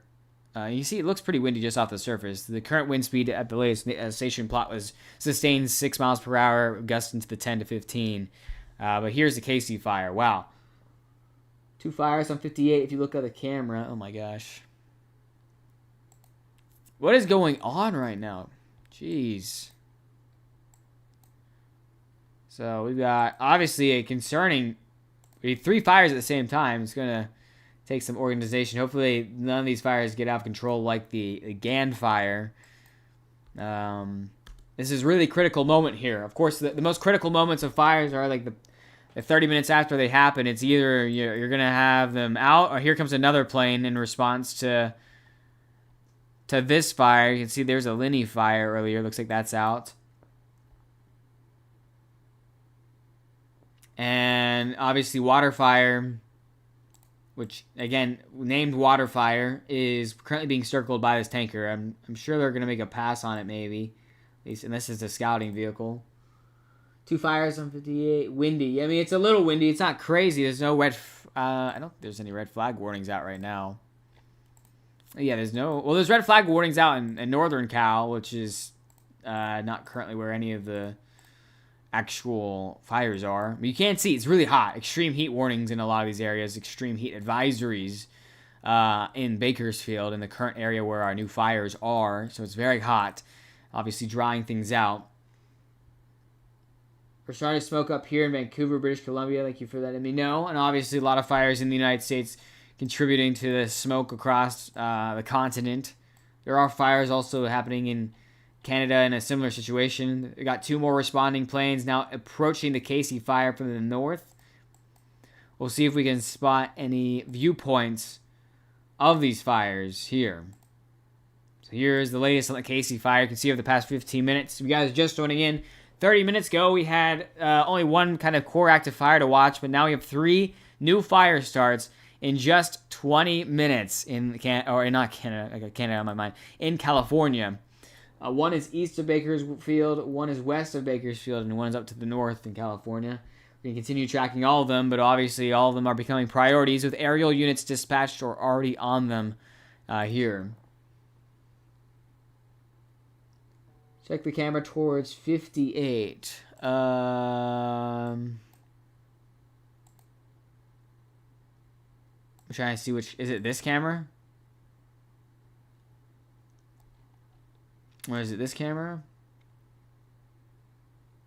Like, I see the burn scar in this one. This looks like a burn scar, right? This is not actively burning. Is there another camera showing another fire? I'm trying to see spot whether you're talking about ghosts, blue ghosts. Let's see here. But obviously, you know, a concerning event happening right now. So I don't think they made a drop on this fire yet. You can see how it's been burning. No, northeast of it, wrong fire. Oh, a 58 fire. Oh, yeah. Let's look at this one. So this is 58 fire. Oh, yeah, you can see that. Look. Geez, so you have 2 separate fires now in 58 fire. This one is in Bakersfield, the 58 fire. So you can see the 2 spots that are actively burning with the smoke. So let's continue to add to the chaos ongoing. Jeez, what is going on, guys? I mean, it's getting a little crazy here. I'm going to continue to broadcast these with you guys.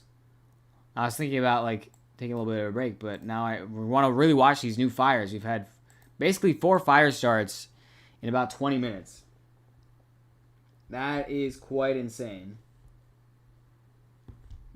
I'm just getting some more resources here. Continue to watch. Wow. Okay, so aerial resources are on scene in the Casie fire. One aerial resource looks like scouting vehicles on the scene of the Wildfire. Is this like Water Road or something? Like, why do they name it Wildfire? Oh, the Bitterwater Road. So they named... Okay, I see why. The Bitterwater Road, the Wildfire. I just think it's a little ironic to name a fire the Wildfire. It's just me, though. My uncle and several others I know have lost everything. Oh, I'm so sorry to hear that. I know it is tough. It's been tragic to even just see the reports in the videos and photos out of the region. Obviously, huge concern overall.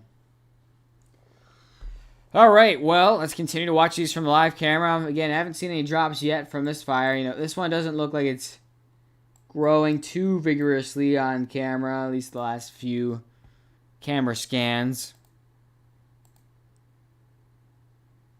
I need to put like a Starlink on this thing or something so you can live stream. That'd be really nice. Maybe one day.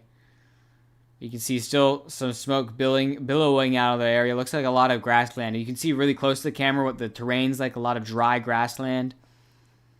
So, probably going to see a decently fast rate of spread in regards to that fire, the water fire. Here comes another aerial unit dispatch heading to the Casie fire. You got 3 aerial units and now an additional helicopter unit that's inbound to the Casie fire. Here's the live view of the Casie fire. This fire started about 30 minutes ago.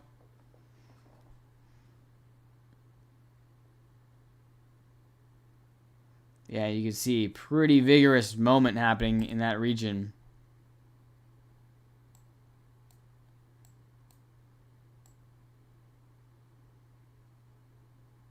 So a lot of mountainous terrain nearby. Hopefully they can get that out, under control before it starts heading towards the ridge lines and getting some faster pace of growth. In regards. And also here's an update on the 58 fire, which we've now determined is 2 separate fires, potentially. You can see the smoke billowing. We're pretty far away here, so we're looking way, way, way into the fire here in Bakersfield.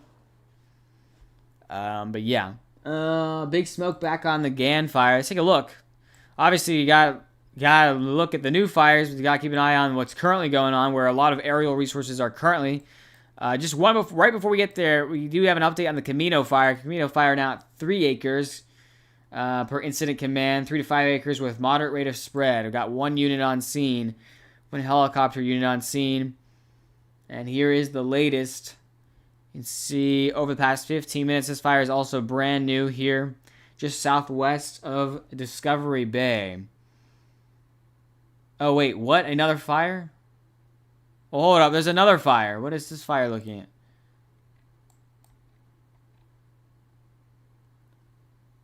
Okay, so, what? There's another fire that started. He's just looking over here 9 minutes ago, looking east. There's a fire to the east, somewhere near, Stockton. You see that fire billowing. Oh, wow, look at that. You can also see... So we got a fire to the east of the Camino fire as well. And then, look at this. You actually can see the helicopter right there on your screen. Oh my gosh. Jeez. That's a crazy photo. What in the world's going on right now? Well, that's a new fire. There's going to be 5 new fire starts in 20-30 minutes. Because it's looking east. Our satellite did detect a fire in regards to this region right here. So, you'll see if that is confirmed here soon. I'll let you know when that gets updated for you guys. Let's head over back to the GAN fire here.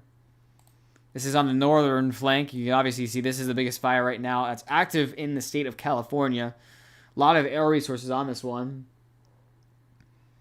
You can see the smoke's becoming pretty vigorous on the northern side.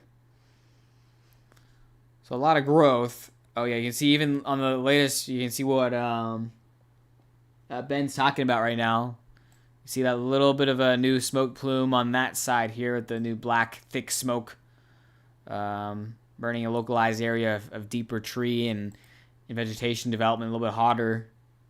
Looking from the south side, see how things continue to develop over the past 15 minutes. A lot of smoke regarding pulling off the mountains. So it's becoming a little bit harder to see the exact pinpoint of where the actual fire boundary lays. But yeah, you can even see some interesting interaction with air flowing in to the fire as well.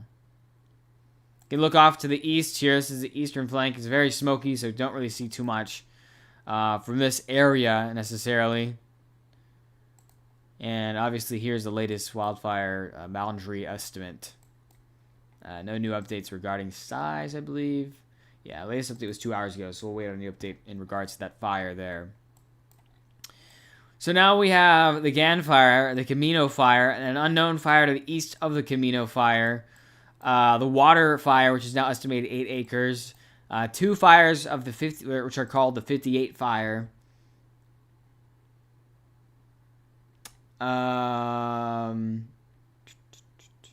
just looking at what they're reporting. And then we have the Casie fire, which is the largest new fire, currently at 30 acres already. It did just start about 30 minutes ago. So the Casie fire has been determined, 30 acres estimated currently. And here is the latest viewpoint of the Casie fire. We're southeast of Bakersfield here in California. You'd really see how the smoke is localized down in this valley here. Aerial units are en route and are currently fighting. You see this new helicopter unit is en route. Looks like, there's an aerial aircraft on the Haskett fire here. Looks like they're calling off and maybe going up to help. Yeah, Forward Progress has stopped in this fire, so they're maybe going up to help that one. Just look at what the watch duty update for the Casie fire is. Okay, let me look. The fire is approximately 30 to 50 acres with rapid rate of spread and potential for 1,000 acres. So, boy, that is not good. This brand new fire, guys, with just started 34 minutes ago, already being deemed a fire that could be large. So they're going to call up a lot of resources for this one. And that is a stark messaging. Stark messaging for the Casie fire. 1,000 acre fire possibly on the way here. That is going to get messy quickly here. So hopefully they can get some air resource on that. But that's a stark message. You can see over the past 15 minutes, this thing has really grown in size. Here just southeast or east of Bakersfield.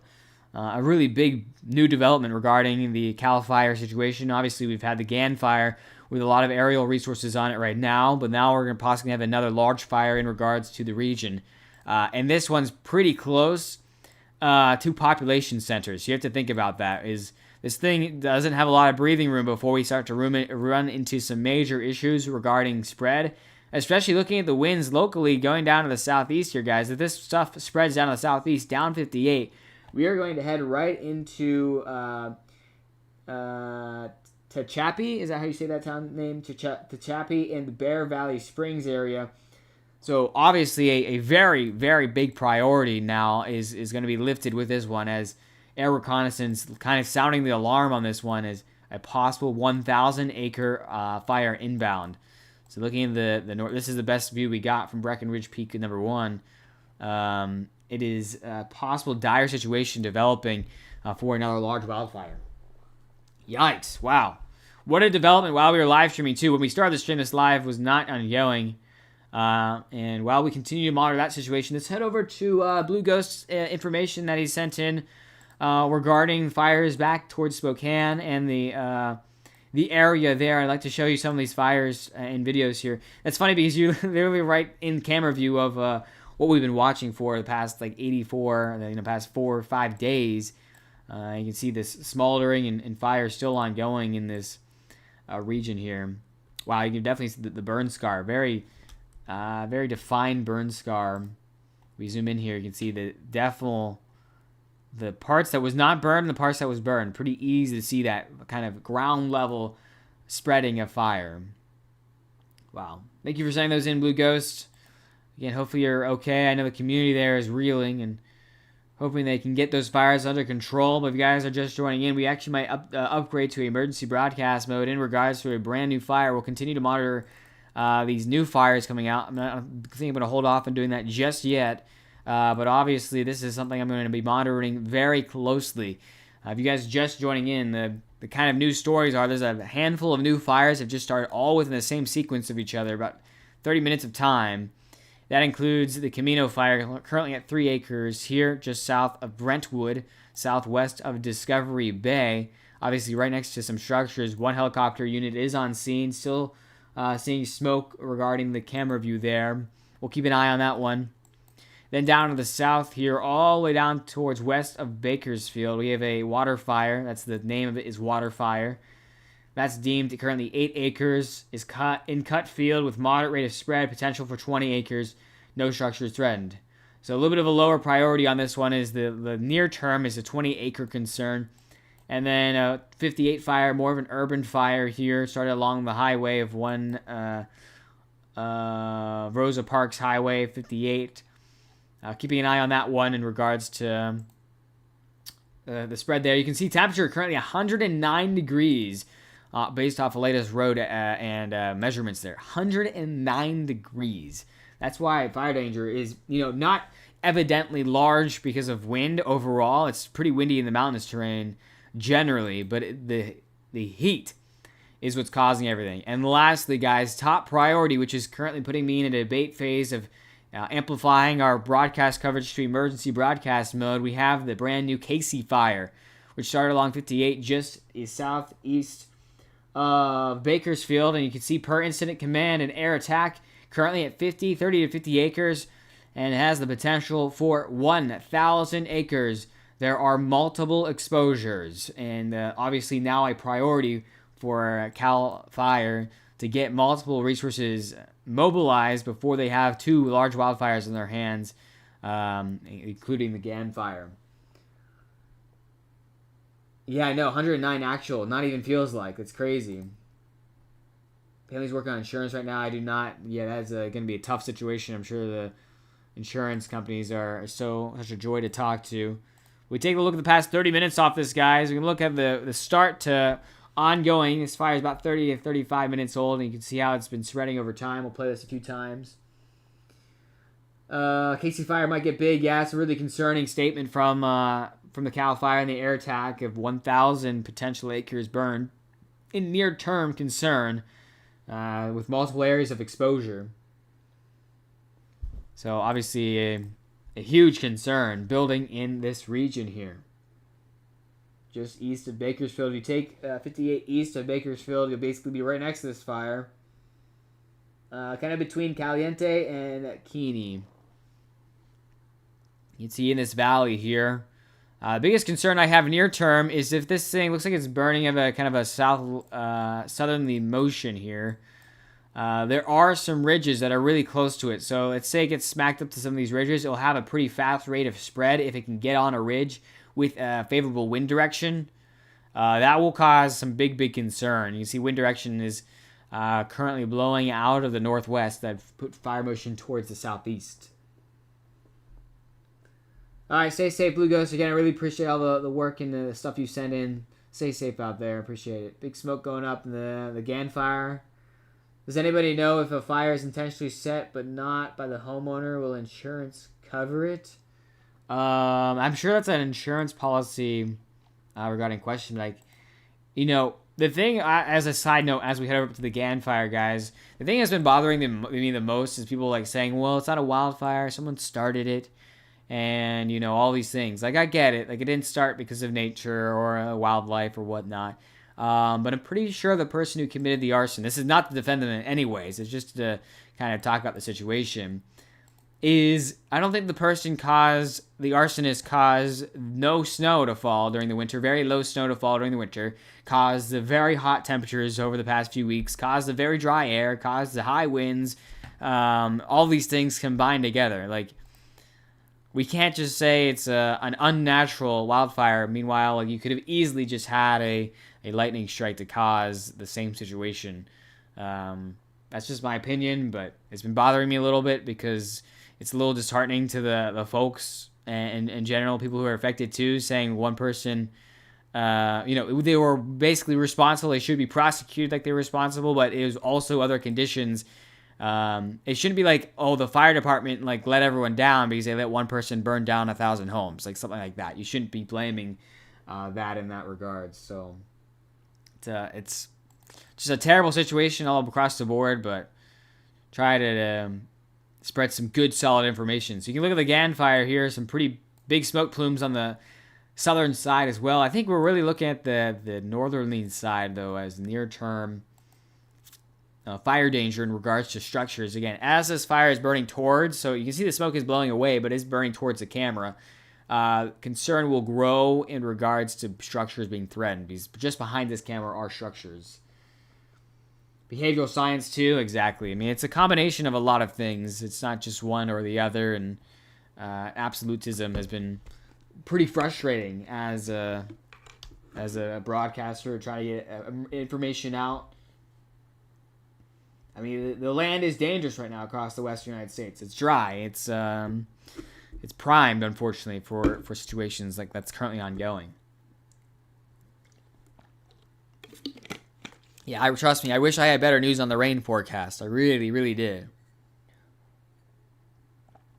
Yeah, you can see the GAN fire is still pretty large. We're going to have to wait for another incident command.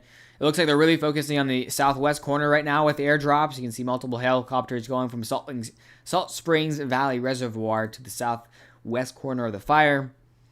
Trying to cause some airdrops there. Benz, which side? Which camera? The western flank, the western side, the southern. I saw on the southern camera. You definitely can see it on the left side of the screen here. Oh, wait, I can see in the background. Yeah, look at that. Actually, he wasn't even looking up here. Yeah, I can see what you're talking about now. Boom. Right there. Look at that. Oh, my gosh. That's not good. Look at that. I don't know if you got... Yeah, you can see at the top of the screen here. In regards to right there in the past just 3 minutes. I think that's what you're talking about, right? There's too much we don't know about the arsonist's intentions and if they use the extreme conditions to maximize damage. Yeah, I mean... As a weatherman and a meteorologist myself, like criminal, behavioral, and arson is really out of my wheelhouse. That's why I try to stay in my lane regarding that information. But the thing I don't like is discrediting the amount of fire danger there was because of the weather, because of the past history of the weather. That's like the thing that bothers me, honestly. You know, maybe it's not worth it to be bothered by it, but it you know, kind of thinking of how fire works. It does bother me. Let's see if we can get the view from this side. Again, the past 4 minutes, a large plume has just gone up on the GAN fire here in Central California, in the Calaveras County. Take a look, let's see if we can see it together here. Have you looked at Widemouth 2 fire? Yeah, I mean, it's been growing fast, hasn't it, Brady? There's been so many fires. We talked about it just briefly earlier, but look at this new column here, right by the San Diego logo. Boom, right there. So pretty big jump in fire. We actually might be able to see that by satellite imagery here. Let's see if we can take a quick peek by east of Stockton here. We'll throw on the latest satellite imagery, see if that loads. That's bad, and what I'm talking about. Yeah, exactly. I can see exactly what you're talking about. No, okay, this is only up to 610, so I guess we might be because it happened like the past 4 or 5 minutes that the column's gone up. So we'll go back to satellite there in a little bit. So keep in mind that this fire is rapidly growing now, especially it looks like it's on the eastern flank, which that has a large column being thrown. You can see winds of the 7 to 10 mile per hour range. Let's go back to our new fires. So if you guys are just joining in, there are a handful of new fires that have started in quick succession. Let's start off with the one just to the west of our core fire, the Camino fire, currently at 3 acres. Quick little camera check on this one. Good news on this fire is the fire now it has a slow rate of spread, and all CAL FIRE aircraft are now being canceled. So that's good news. Is they're going to hold off any more aircraft from pulling resources away from other fires. You actually can see a little bit of very low smoke activity. So shout out to this one helicopter. Look at this helicopter, guys. Look how many rounds they've done on this one actual... Yeah, it looks like they're taking advantage of this tiny little pond here, and this one team has single-handedly taken this fire to its grave. So shout out to C1 right now in a Camino fire. You guys are all-stars for preventing a large fire breaking out there. So that's what we talk about, the critical moments when a fire first breaks out. Let's go down to our water fire. I know, yes, it's a fire actually named the water fire. See if I can get the correct camera. There we go. Come on. Water fire, also looking a little bit less smoke. Currently reported at 8 acres. Fire is approximately 8 acres in a cut field. That was same report. And has been named the water fire. So it looks like they're going to continue to combat it and survey it. I don't see any more additional...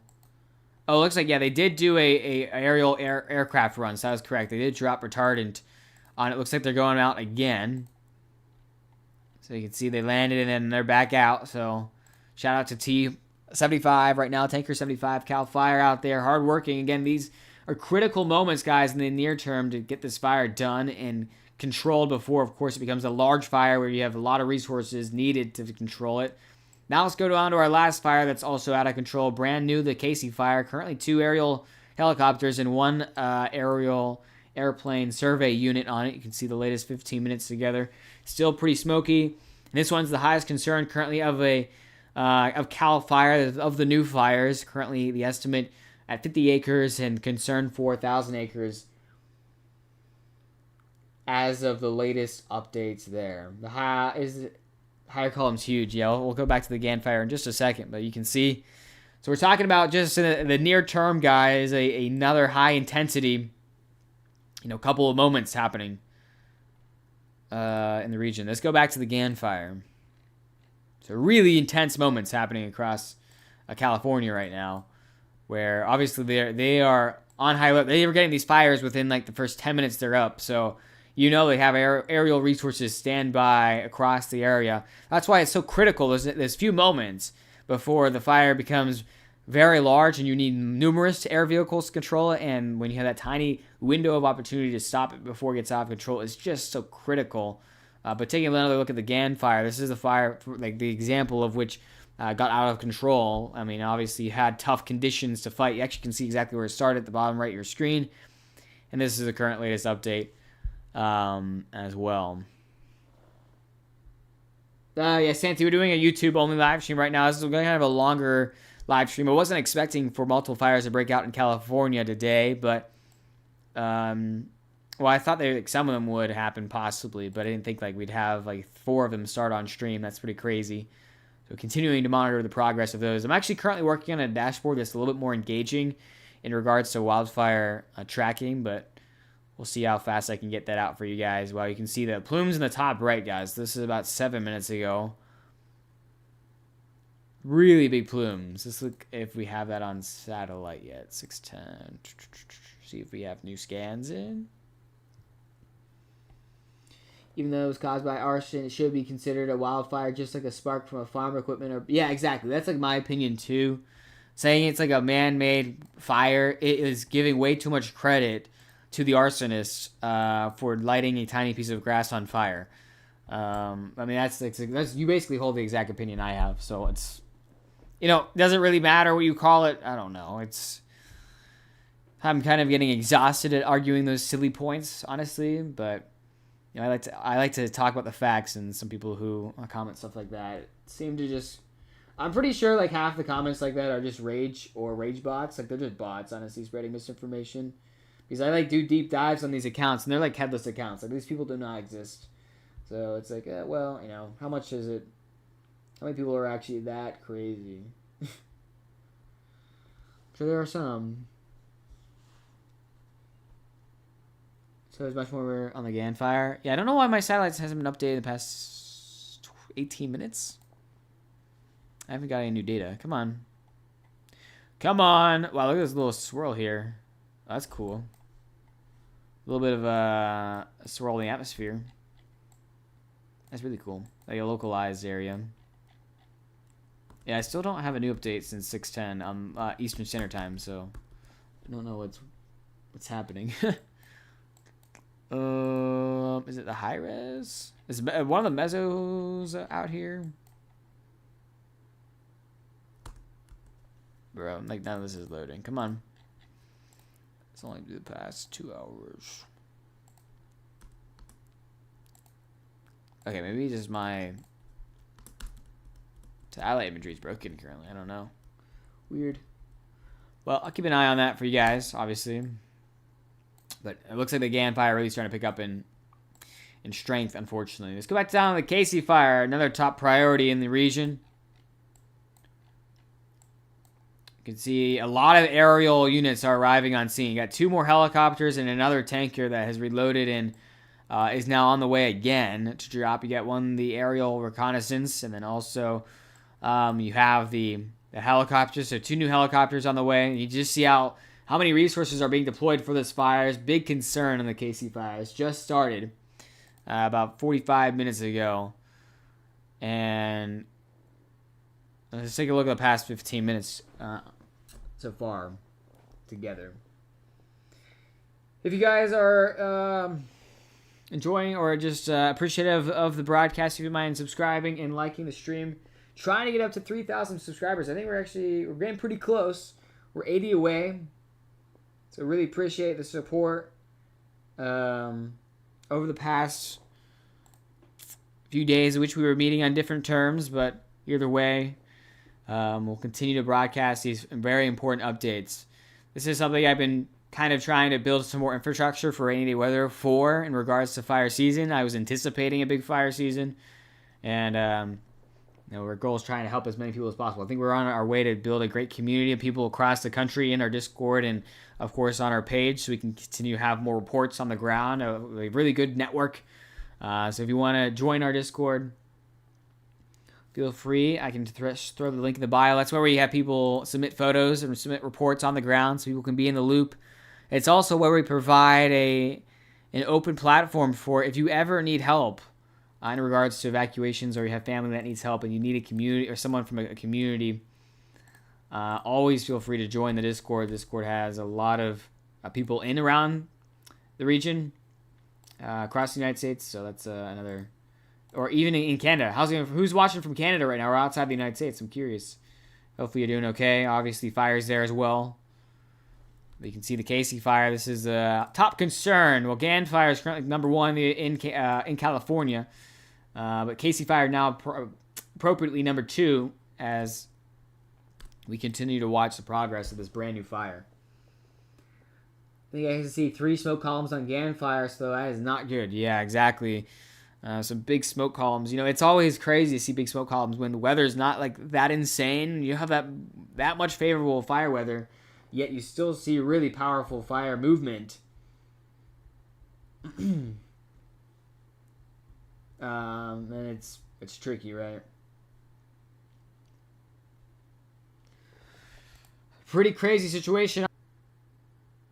Sky's very smoky in Oklahoma. I'm on my way to Spokane.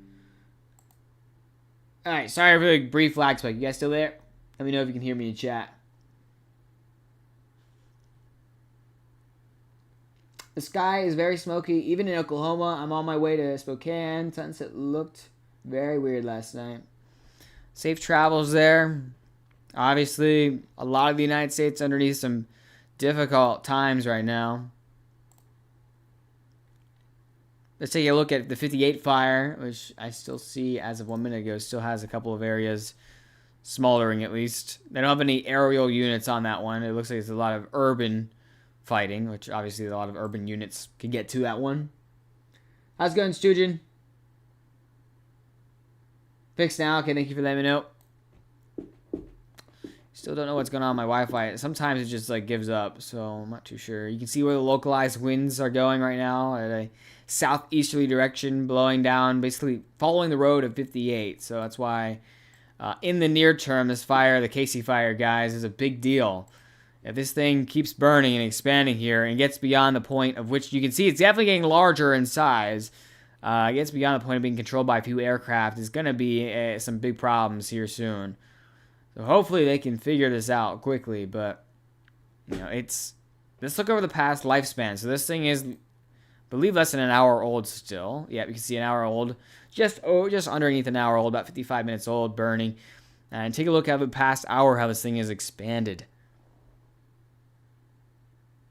There's a new update on the Gan fire. We'll go to that in just a second, but you can see over the past 55 minutes, this thing's expanded pretty rapidly. Currently estimated 50 acres, but again, Cal Fire did state that, hey, from an aerial reconnaissance, like, this is not good. We need help here. They were issuing an alert for a possible 1,000 acre fire here soon.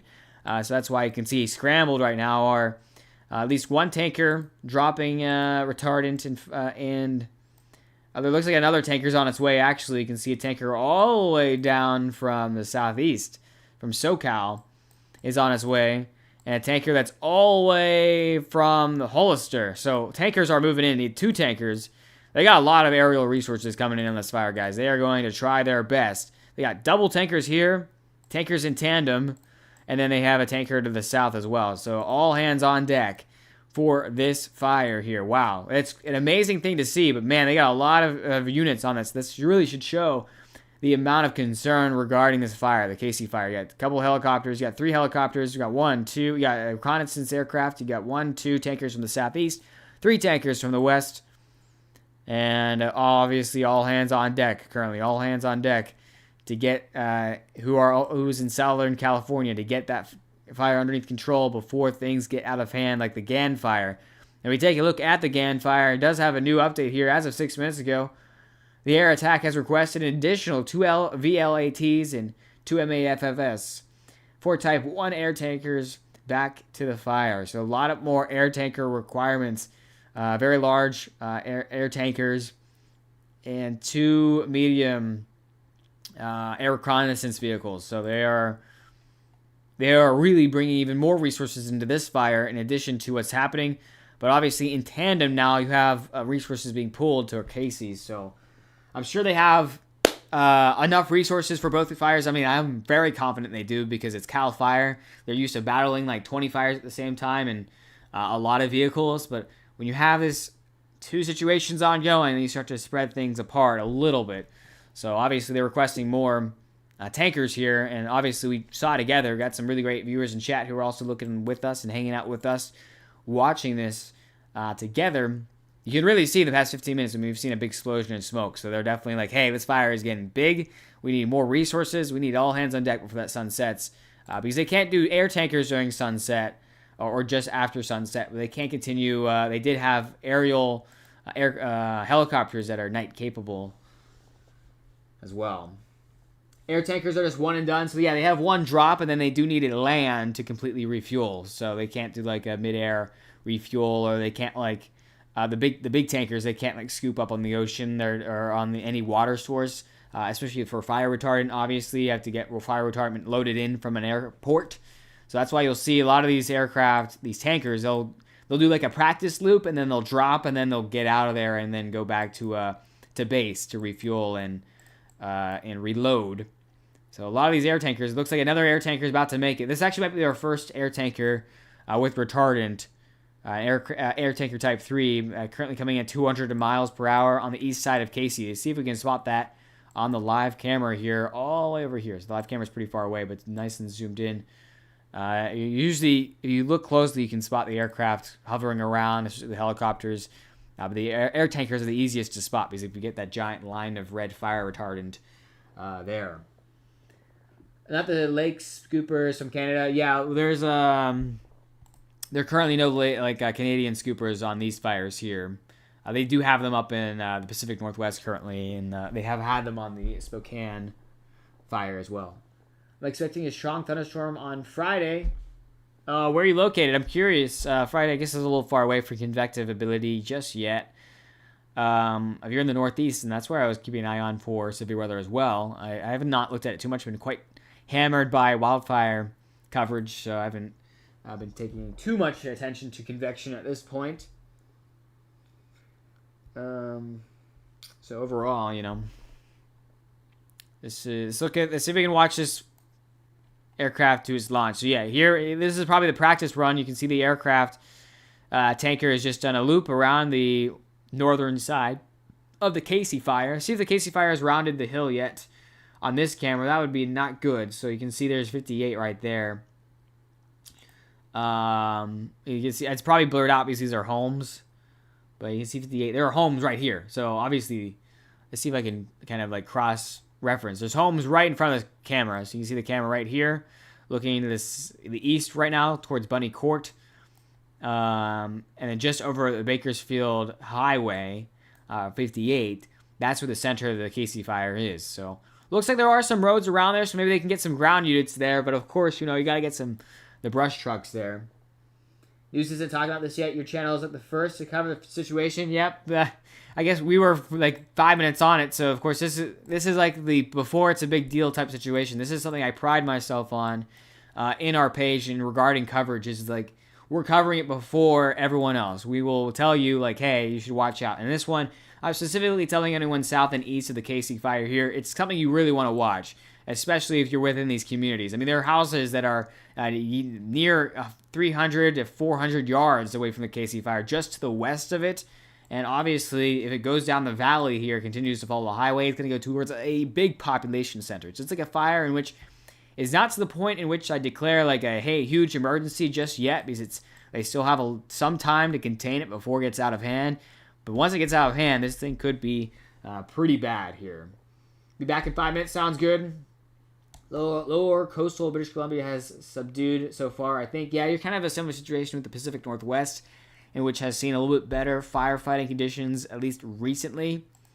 Now, we actually can take a look at firefighting conditions here on our more medium-term models, in which I'll show you in regards to temperature first, in which this is the thing I'm not liking the most, especially for the United States. We're going to see temperature really start to build into our weekend, into our early weekend and late weekend. I mean, we're talking about hundreds and 90s moving up the Pacific and Western United States. That's going to leave a lot of areas with, of course, very high temperatures, and of course, that's going to sink the relative humidity. And then in regards to winds and a system, we have a new system that's forecasted. Let's go back here because winds are obviously a peak concern for fire spreading potential that could be impacting the area around early or late this weekend. So kind of a new wind sprout. Winds are like the biggest nemesis for us in fires. Is the moment we start getting to the 20 plus mile per hour wind range, we really have fires that just spread very fast. So that wind is like one of the most critical fire. Like you put everything together, but if you want to see how fast a fire will spread, wind is like, hey, this is either going to be somewhat manageable or it's just going to be all out chaos. And yeah, we need rain. Oh, Gainesville, Virginia. Yeah, I think severe weather definitely could be an interesting part to look at for Virginia there. So yeah. Overall, I mean, we'll see what happens here in the next few moments. This is a big moment for the area. Yeah, and I think I'd be concerned about, your late weekend and early next week for a potential north system. It's kind of like a ticking time bomb because it's so dry here. You get one of these systems to roll off the coast and amplify the wind. Then we have problems. Let's go back to the GAN fire up to the north here. Again, we're tracking this fire here, which has been obviously going on for about 20 hours now. Has caused a significant level amount of evacuations around the area in square miles, and evacuation orders are nearing some moderately populated areas. So we're keeping an eye on that. We can take a look. The latest update out of this fire about 15 minutes ago was requesting for more aerial fighting capability in regards to aircraft, tankers, so large airplanes that can drop a ton of fire retardant at the same time. And that was in kind of response to a large smoke plume we all saw together, actually, and a little bit of a jump in fire activity in extreme fire movement. So, situation is still unfolding in this region as well.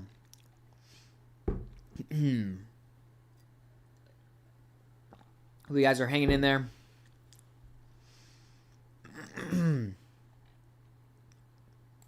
Yeah, we got a lot of new fires here. Yeah, thunderstorm be a problem for wildfire? So that's actually a great question. In regards to thunderstorm activity, it depends. If it's a thunderstorm in which produces lightning, but it's dry at the surface, which is a pretty common phenomenon. It's called dry lightning in the western United States. We actually saw it during my own chase out in Colorado. It's basically where there's a dry layer of atmosphere down at the surface, so it's really dry.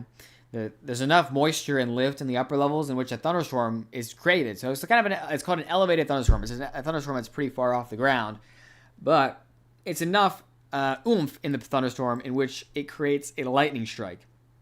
So the lightning strikes, hits the ground. The ground doesn't receive any rain because there's rain that does fall, but it's not enough to get through the dry atmosphere. It evaporates.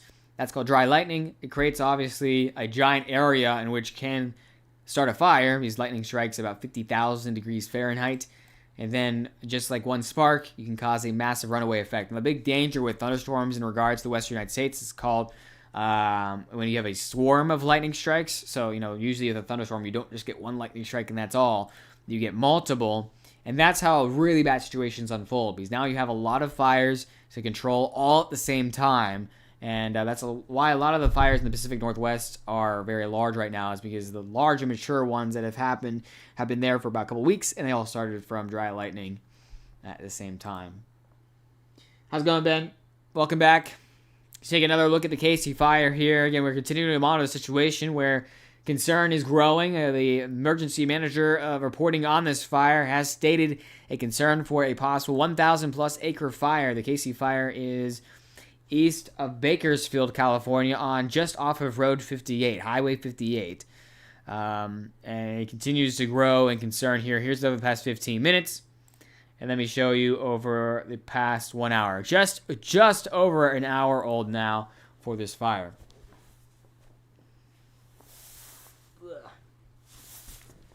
Sorry guys, let's take off my hoodie. It's a little hot.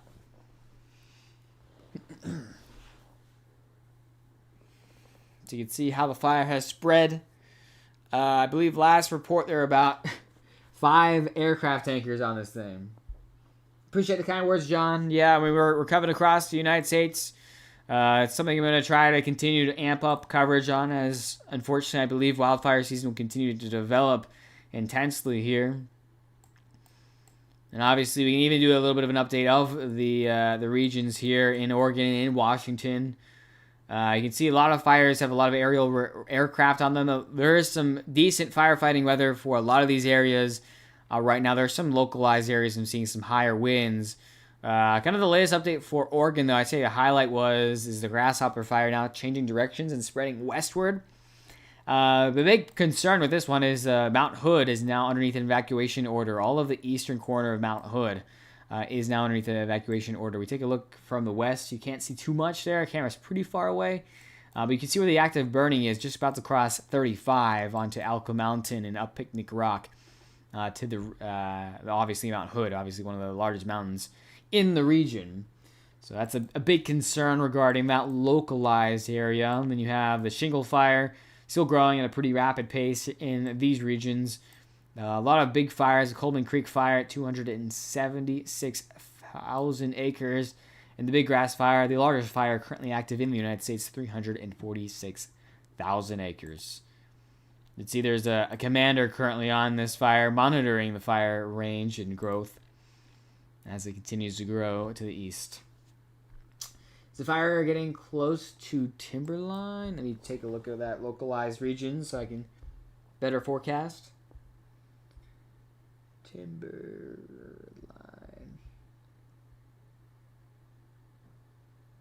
Like Timberline Mountain, is that what you're referencing? I assume, maybe not. Oh wait, that is not right. I might need a little bit more guidance on exactly where Timberline is. Timberline, Oregon. Oh, the lodge. I have Timberline Lodge, Oregon. Oh yeah, I see. Oh, the ski resort. Okay. Yeah, still got a decent while to go before there, but that is underneath an evacuation code over there in Timberline. You can see here, the camera is actually in Timberline, so here's a camera from Timberline looking out towards the fire. You can see this get a little bit more longer range to see if there's any noticeable difference over the past 6 hours. It's been pretty smoky because the smoke has been blowing this direction from the fire. So overall, the flames have not reached here as of right now, but look at the pace, though. Just in the past 48 hours, all these red dots are active hotspots, so a lot of pace to the west. And if that doubles, of course, that basically is getting pretty close to Timberline. So nothing right now, but of course, near term, something to watch for this fire, grasshopper fire. Let's go back down to the south here, guys, in regards to numerous fires. We have multiple large fires. Another fire we haven't covered in a bit here is the Wide Mouth 2 fire. Which has seen a big run to the south. This is kind of the biggest update in regards to this fire. Is wind has really picked up, especially coming off the slope in Fish Lake National Forest. It's a very tough area to battle fire. You can actually see this fire is made like a 180. It's burned to the north and burned to the east, and then a big expansion to the north and east. And now an eventual wind shift has now shifted the wind and shifted the fire growth to the south again. So this actual separate portion of the fire is growing at a rapid pace. It just went over Mary's Nipples and continues to move south towards Indian Peak and Joseph Peak. Of course, I-70 remains at large for a threat. I don't say in the near hours, but I would say in the next 1 to 2 days is something I really watch here in Utah. Because the fire is just growing to a really big size. You can even see there's not a lot of aerial resources on it right now. They're kind of doing a lot of preventative measures regarding bulldozers. They've done a great job on this fire so far. especially on the western flank where they've protected Meadow, Kenosha, I-15, and Fillmore. But there is a lot of easterly growth now. Of course, you have to shift resources, make plans. That's the problem with battling a fire that's this big. 84,000 acres, about to cross over the Cottonwood fire size, which was at 97,000 acres. I wouldn't be surprised by tonight if it actually gets larger than that, which will become one of the largest fires in Utah state history. Just a few weeks after the Cottonwood fire started. I mean, that's the crazy thing that's happening right now. And the sad thing about not having snow in this region. I mean, Utah was one of the worst areas for snowfall. Some of these basins saw some of the worst snowfall ever recorded in their history, and that's why it's so dry, and that's why we have a huge fire being dealt with right now. So continue to watch that one in the region. A big concern. If you guys are just joining in, a top priority fire has been started since we've started the stream. It's called the Casie fire here in Southern California, just east of the region here of, now blanking on it, just east Bakersfield, California. You can see there are a lot of tankers. Tankers just are, looks like there's tankers in standby. You can see they're holding in a holding position, and there's 3 tankers currently circling. They're actually all in a line together making drops. We'll probably see that in camera here in a second. You got 2 current helicopters fighting on the western flank of the fire, and we have homes that are right next to this fire. So look, in view, that blur spot, it's actually some homes because that's the court road that's right next to it. And you can see the flames are just on the other side of this ridgeline. Oh, actually, if we pause it right there, you can see the reconnaissance aircraft in the sky on this flame. This is an emergency broadcast for the localized region. If in that area, this is a critical time. I call it the critical window in which we have the ability to possibly put out a fire in the near term before it gets out of control with the infrastructure we have. Now, if this fire continues to burn over the next, let's say, 1 to 2 hours and becomes a lot more acreage, then it's going to be hard to control in the near term. You can see it started less than 2 hours ago, about an hour and 30 minutes ago this fire started. And you can see, we'll check, there it goes. So there's the first start with the camera and a kind of replay of how this has developed so far. The latest fire update is 50 acres and a report of potential for 1,000 acreage in the near term, the near future from Fire Command there. So obviously pretty concerning. You can see how it's been growing on all sides so far. Even the Fire Command said multiple areas of exposure. We can see if they have had any new command incidents here. So yeah, even now, you can see 20 minutes ago, Air Attack has requested 3 additional tankers for a total of 7 tankers assigned to this fire. So that's a lot of resources for a fire that just started an hour and 20 minutes ago to this minute. An hour and 20 minutes ago, this Casie fire started. Now, where am I concerned for this fire? Right now, they've got a lot of resources on it. Obviously, it's a top priority, and I can tell you why.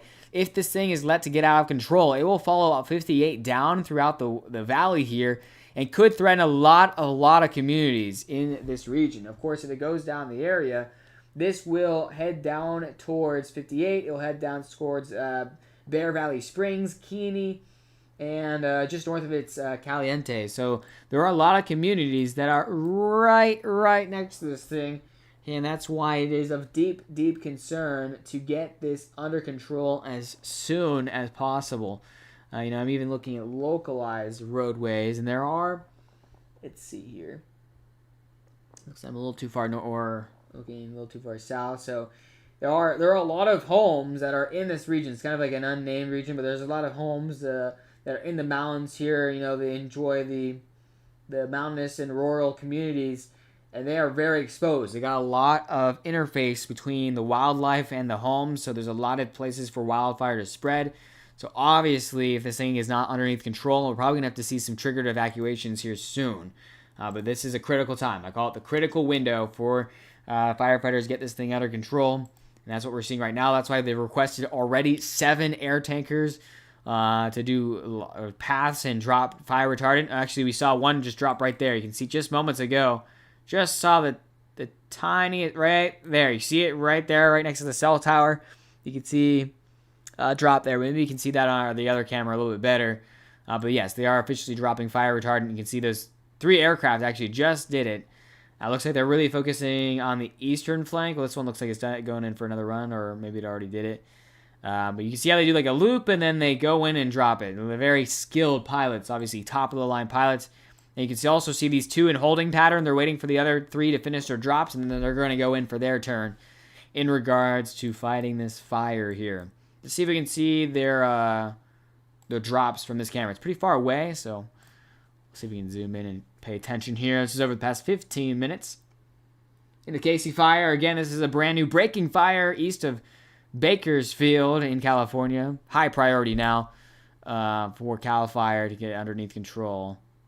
I'm trying to see where the fire retardant was placed. I don't actually see... Well, I see a tiny speck right there. I don't know if that's like a bug or something, but this camera is really far away. This is zoomed in a ton. So they got a lot of resources on it. Yeah, they might want to prep a go bag. That's honestly a good shout there. So the biggest thing I'd be concerned of is like looking at this camera and then looking at the actual viewpoint. Is it this fire? No, the good news is the fire is going to currently spreading southeast, so it's not climbing up this big hill. There's a big hill that leads up to those communities. Obviously, you can see in view. You can see even here, you can see the crest of the hill. The fire is not burning up the hill just yet. But if we saw that action, then huge concern would be be brought up. Let's see if there's topographical maps here. Actually, yeah, this is perfect. So we can see exactly, and it's a little bit of a blinding moment here, but this is really helpful for kind of describing action and movement of the fire. You can see a lot of hill motion. It's kind of near and situated near a valley currently. So a lot of motion will be more to the south and east. But if we see fire spread up to the west here, and it climbs up this mountain, then it can go up to these communities, obviously on this kind of mountainous region here. So overall, I would keep a very close eye on it. That's why they have so many resources on it currently in regards to fighting this off. And here's the view from your home. Imagine having this right now next to your backyard. I would personally prep the car to get out of there just in case this thing takes off. A really big critical moment here in California for the Casie fire. Can you update YouTube titles midstream, or can you not do that? I wonder if I can. Stream settings. Oh, I think I can. Large continue. New wildfire. And that threatens structure. So I'm just quickly updating the title so we can get a little bit more key search. So this is the Casie fire continuing to burn east of Bakersfield. Okay, I think I got it right. Cool. Widemouth 2 fires having a community meeting at 7. You should be on watch duty. Is that house there really close? Yeah, you can see the homes. So the blur you see is actually a home. And also, you look at the bottom right, this house is just not blurred. So they try not to show houses on the public cams, which is respectable. But yeah, you also can see the fire retardant be dropped. I mean, the fire is right over this ledge. So you go over this hill, down in the valley. And actually, you can see one of the planes. That's crazy. Hold up. I think you could. Or am I, going crazy? I thought, right there. You see right there? I think that's a helicopter. But right over this ledge is where the fire resides. So right next to here you can see on the right side of your screen there, it's 50. That's 58, excuse me. You can see it kind of goes down this little valley right here. Then you go up a hill and then down a hill. That's where the active fire is, Casie fire, currently burning. If you guys just joining in, 7 active tankers. You got 2 helicopters and 1 recon a vehicle on this. And currently listed as a top priority for Cal Fire by Fire Command, has the potential for 1,000 acres in the near term from multiple exposures. Yeah, you can see, and even on the map, you can see where our hot zones are.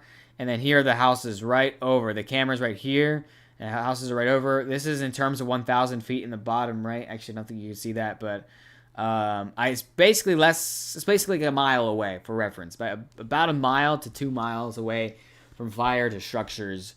So very close. Let's see if we have any more tankers on the way. There are tankers in holding pattern. Yeah, their holding pattern is still out here, so they might be waiting for to see the effectiveness of the drops from the other Cal Fire tankers. You can see this one's returning to get refueled and reset. There's 2 that just dropped as well. They're heading down to the southeast to get filled up again. Looks like another recon plane is on its way. That Intel plane, yeah, you can see it's Intel. It's Intel planes coming from SoCal. And look, another tanker coming from SoCal as well. So all hands on deck for this one, guys. In critical time. What do you mean, Grace? What? Oh, jeez. So overall, pretty concerning fire. Let's go back to the live camera here. We'll check it one more time here, and then we'll go back to the GAN fire, which is actively, obviously, the top priority in California. This is the second priority as this thing continues to spread. Both areas have requested more tankers. Another smoke. Yeah, we'll go to that in just a second. So you can see the latest 15 minutes. I'm trying to see if we can spot any tanker lines or any fire retardant. I think a lot of the fire retardant's on the southern side, which is why we can't see it right now. In regards to that camera, maybe from this camera view we can. Yeah, we haven't looked at this one in a while. Yeah, you can see, you actually can see it right there. You can see them dropping the fire lines. You can see there's a home right here, guys. These, just see how close it is. We're talking about, it's pretty far in a valley, which is a good and bad thing because, well, I guess the wind direction is really helping us. If this wind direction was the opposite way and blew up these mountains, we'd be in a big amount of trouble because that would spread it really, really fast. I do think it's spreading relatively fast along this ridge line here, kind of wrapping around. Of course, we'll see if that continues to materialize, but still smoking pretty heavily with the fire retardant lines in place. We'll see how it continues to develop in that region. Let's go over the GAN fire again. So that's a critical fire. So this is an emergency update. Again, the Casie fire. Currently at 50 acres, but the concern by CAL FIRE is saying near term 7 acres. And here comes backup for the GAN fire. So GAN fire has saw recent large explosion and growth from columns of smoke we've been seeing. Here come twin tankers moving in to drop in a lot of fire retardant and help out. You can see actually 3 tankers on their way. They're all stacked up together. Got jet tankers moving in. So I just got a call. I don't know who it's from. Some rando. I guess just probably a bot. So looking at the camera, I want to show you what's been happening over the past few moments here. And the smoke is not looking good regarding the northern edge of this one too. You can see a lot of smoke. I wouldn't be surprised to see if we get a tanker run. You actually can see the fire making a run right now on there and where my cursor is. Kind of pinching in that one area, so that's definitely more activity than we saw at the beginning of the stream, which has happened. You know, I guess we've been streaming for a handful of moments here. How long have we been live? Live for about 2 hours, so a lot happening across this region, indeed. So that's the view from this way, but to see a little bit more of a larger scale, see if you can see this easterly one is just smoked out. But this southerly one has a pretty good view. We'll go back the past like 3 hours to see how things have changed over the past 3 hours. This one's also shrouded by some smoke, but you can see it's been very active for the past 3 hours. A lot of smoke, a lot of burning, very hot flames, continuing to move, drag south and east in regard to fire motion in the area. A lot of fire movement. You can see maybe a little bit of a lull about an hour ago, but then you go just past that, and this is the big thing. So between that and that, look at the scans in the top right of your screen, that big bolster of smoke rising. That's a big sign of, hey, there's a lot of stuff burning, or there's a big run on the fire happening right now. And that's why I think they triggered even more resources pouring into the area. And that's why they are lining up and moving in right now. Very brave men and women flying those absolute behemoths of planes just a few hundred feet off the ground to try and lay fire retardant and continue to try to capture this fire here. This fire does have evacuations around it. Evacuations don't have significant population centers in them just yet, but moderately populated areas, including Angels Camp and Copperopolis and Copper Cove Village, are of my top concern in the near term for evacuations. What questions we have? Oh, Bakersfield, Casie fire. Wow, that smoke on the Valley Springs Camp. Is it going to be well over 100 on the Casie fire? That's in the desert, right? Well, I mean, it's in a kind of a more mountainous terrain area. You can see it's in the hills here. It's not exactly in the desert. It's got some areas where it just really dried out right now. You can see here come the other aircraft, the tankers for the Casie fire. This I thought we had a new update. I don't think we have any new updates. Yeah, 41 minutes ago was the latest update. They should have a new update here soon after these tankers drop. But here comes new tankers. You can see them flying in from the west. Really intense moment here. Again, we're in that near term, that short term moment in which they need to put out this fire, or at least have some control on it before it gets out of control. Here's a pest, 15 minutes on it. I appreciate the kind words, Ben. But yeah, I mean, this is really an important moment for them with the fire tankers. Of course, you're going to call up a lot of resources here. But you have to look at this valley. I'd really look out for any flames that start crawling off in this valley here. We got a decent amount of camera views, so our next camera is like all the way on the other side of the mountain range. It's kind of crazy. These cameras are pretty far away, but they got good zoom on them, so that's why I got decent views of the fire. You see that cam is like up here. It like has this roundabout mountain in it, and you can see looking at this fire the past 15 minutes.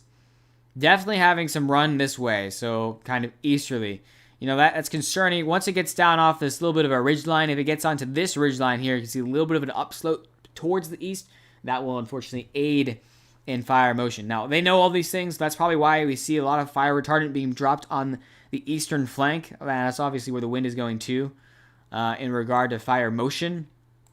And here they come. Let's see where they drop, or at least where they circle. So here come the two fire retardant planes. You see their tankers, Type 3 tankers, moving at 180 miles per hour, flying very quickly through the valleys in very valiant efforts to capture and contain this fire. Here they go. You see he's trying to make a left turn. You see winds are still going pretty far here. Winds currently measured at 5 to 10 miles per hour with wind gusts in the 10 to 15 mile per hour range. So not the best firefighting conditions, but not the worst. And also temperatures currently measured at 99 degrees. Air temperature of 99 degrees. Just absolutely stifling out there. See, it's a pretty close cut. They actually might have just dropped there on that one. They are pretty close to the fire boundary. So I think a lot of the fire containment efforts being put on having this not jump this tiny creek here. You can see it right here. Oh wait, no, looks like they're going in for a tight circle. So this is what happened last time: is they do like a practice run, or they do a scouting run, and then they fly around in a circle, and then they drop and they get out. It's a really intense moment. A magnitude 2.5 earthquake struck New Zealand today. I feel like that's like a very common occurrence for them. I'm not gonna lie, 2.5 is really not a lot. They're right on the fault line. So here we go. They might have dropped already. You can see here's a scouting vehicle just doing circles. And also, it looks like another air attack vehicle is on scene here. We continue to help the scouting resources. I'm sure there's some ground units on scene too. Wish we had a little bit more better camera coverage of the roadway of 58. I mean, I'm sure I could just look up Waze and find out if there's emergency vehicles. I'm almost certain, of course. Especially with houses being right next to this fire here. So here comes the second pass. So you can see this aerial combat's doing a second pass. This aerial combat's on his second pass now. It would be bad if an earthquake... Yeah, I mean, earthquake and wildfire, this is a place you'd get it here. That'd be kind of insane. Earthquake and wildfire at the same time. So looking at this motion, looks like they're going to drop right here is my thought process. Looks like they're pretty lined up. So they get nice and straight. And you can see they're slowing down to 145.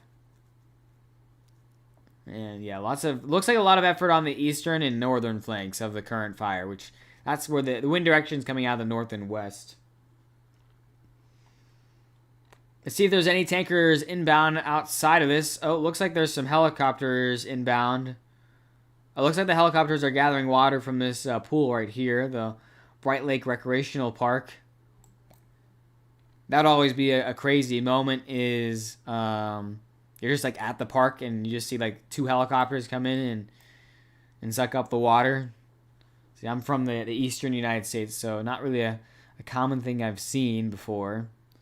I'm not too sure how often that happens to someone, but still, either way, valiant effort by the hardworking crews in this region right now. They're trying their absolute best to get this fire underneath control. All right, so we should see they just did a second pass. They should be getting out of there soon. Here comes another tanker. So another tanker is en route.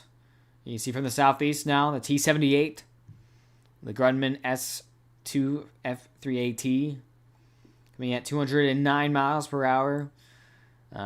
Only at 4,600 feet. So the big thing I want to show you guys is, well, this one's, these guys are pretty close to the ground. Like, they're just a few hundred feet off the ground when they drop their fire retardant. So that's a big thing in regards to these situations.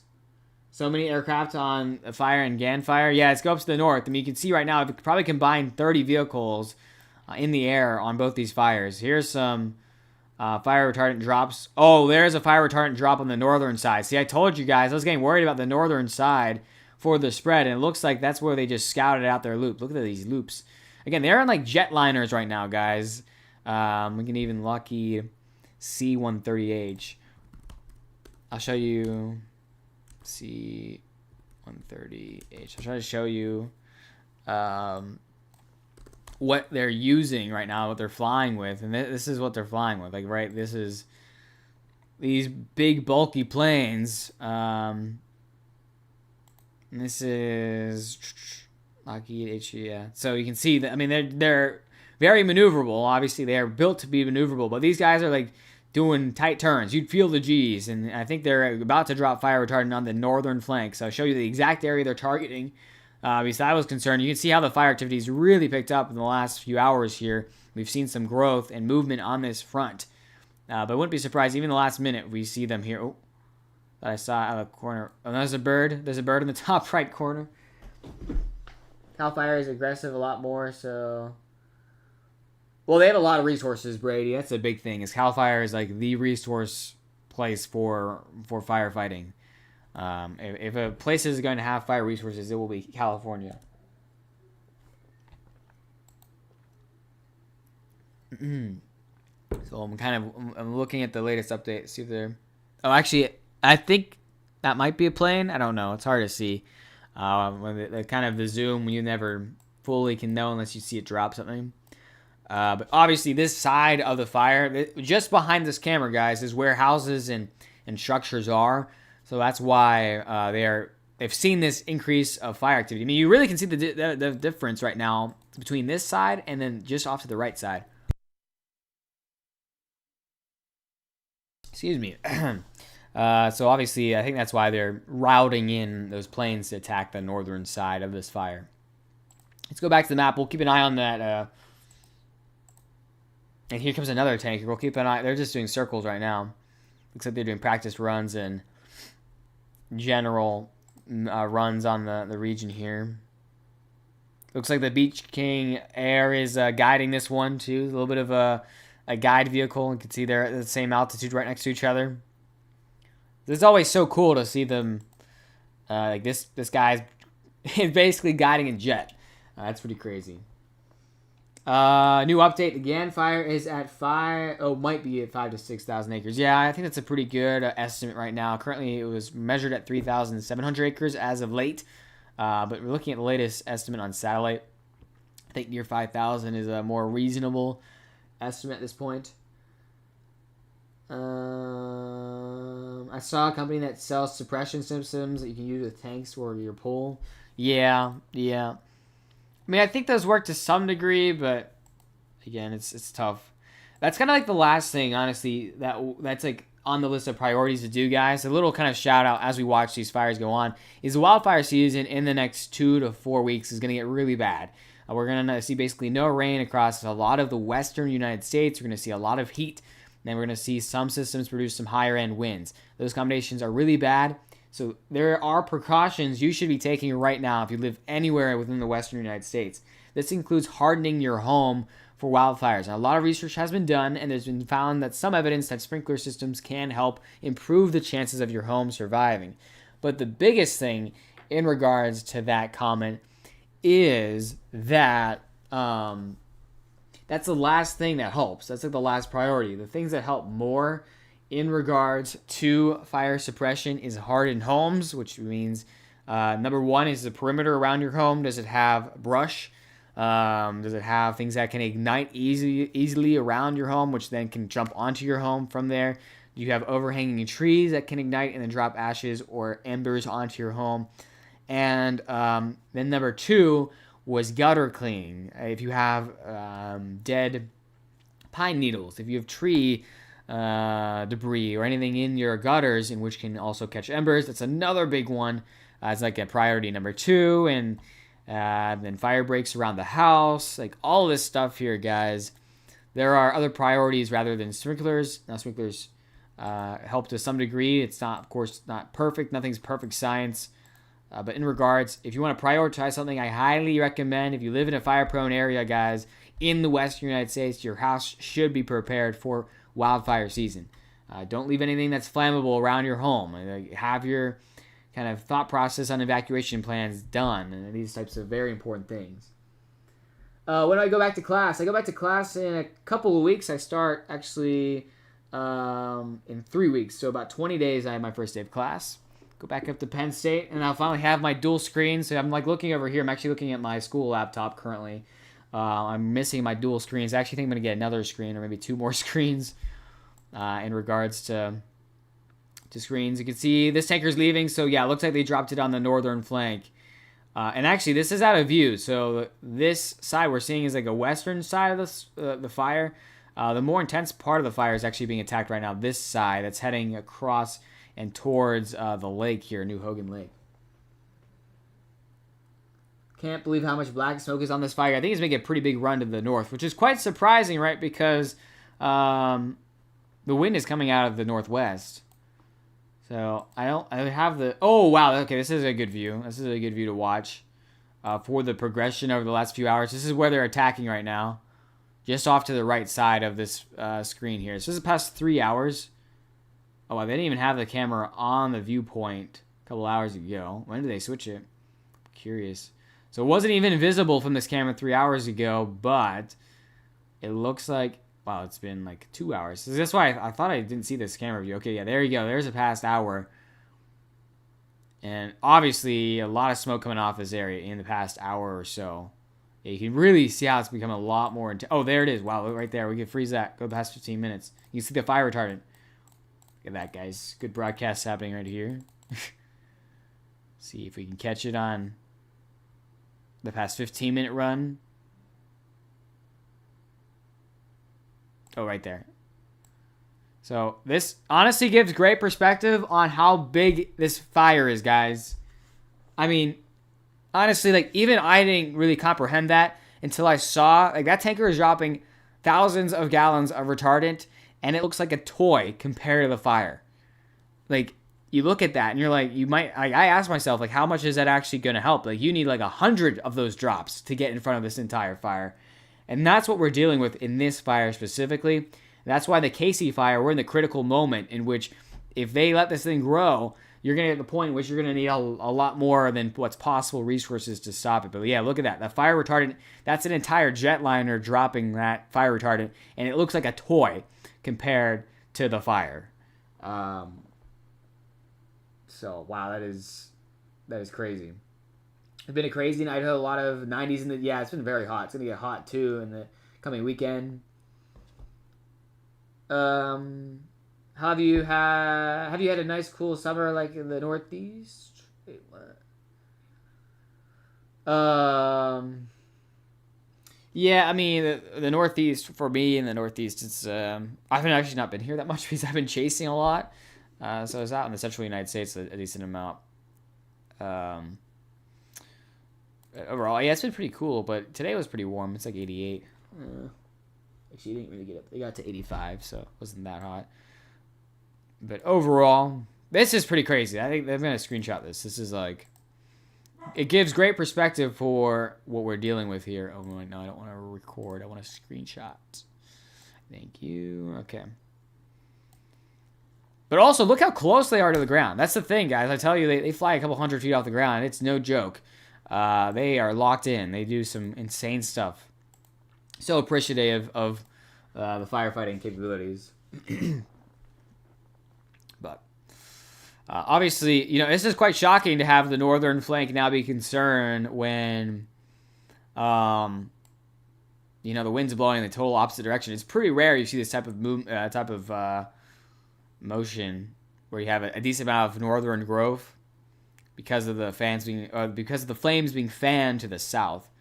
So, for reference for where that camera was, this camera is right here, and it was looking basically right at this kind of little bit of a jut out. So this is right here. The fire is kind of right in this area here in regards to the camera. I wish we had access to this camera, but it has been destroyed, it seems. And yeah, you can see that another jetliner has just made that drop as well. So we might see that pop up on the camera here in a moment or two. Let me throw that photo in the Discord. You can see, looks like they have fire retardant. They have an airport right over here, so it looks like that's where they're loading up the fire retardant. This is bad. I heard in the scanner that the fire is making a push to the north. Yeah, exactly. See, that's why, we say we just saw them push the actual fire retardant to the north of that, and then we saw how much they're going to need. And obviously to the north is the exact area I talked about a couple of, maybe an hour or so ago, about being a big concern. Because look at all the homes here. There are a lot of homes and ranches that are just across the lake. If this thing gets to the lake and we have an unfortunate wind shift, then we're going to have a huge issue in which any jumping ember could cause a fire on this side of the lake. So luckily we have a lake to be a little bit of a natural barrier, but you really don't want to rely on the lake because then the room for error is critical. So that's a big moment here in which they're obviously monitoring this fire. And I'll tell you guys, the next stream we'll have possibly later tonight, because I've been liking the late night streams and basically on West Coast time at this point, which we'll take a break here soon. I'll have the premium version so we can listen into the scanners ourselves. We can also have those forecasts regarding fire movement. And I'll be sure to invest because your support has been so amazing. I'm totally fine investing some rainy weather resources into it. I think it'll be worth it. And obviously, let's go back to the Casie fire. So this is another critical fire that we're watching here. The pivot number 2 priority in California. It seems like it's still relatively smoldering. Nothing that's like incredibly large flames yet. Obviously, still building up strength, but it's looked like its area and size has definitely gotten larger here. You can see the actual smoke continuing to move pretty quickly. It still looks pretty windy in the region. Of course, we're looking over a course of 15 minutes, so we never know. It's hard to say exactly pinpoint how fast the smoke's moving. Weather stations nearby do have the wind around 5 to 10 miles per hour with gusts into 12 miles per hour. So enough to sustain a fire. Biggest note, though, is current temperature at 99.7 degrees. KCRA has good helicopter views. Yeah, that's copyrighted, so unfortunately can't show that on stream. Don't want to get a copyright strike. That would not be good. So we'll continue. Hopefully, maybe one day we can have the rainy day with our helicopter. Look at it. They got basically a conga line of aircraft now doing the fire retardant drops on the northern side of the fire. You can see you got one more in standby that's about to drop, and one more that's en route, and then 3 that are en route back to base to be refilled. So a pretty critical moment there as well. You never like to see kind of dual action happen here.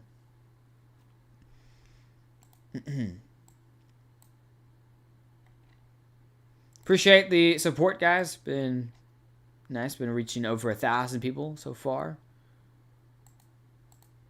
Hope you guys are hanging in there. And overall, we're keeping an eye on everything. Anticipating a pretty active next few weeks here. We are almost at 3,000 subscribers. We're at 2,928. Maybe we should put a live count on the next stream. That would be fun.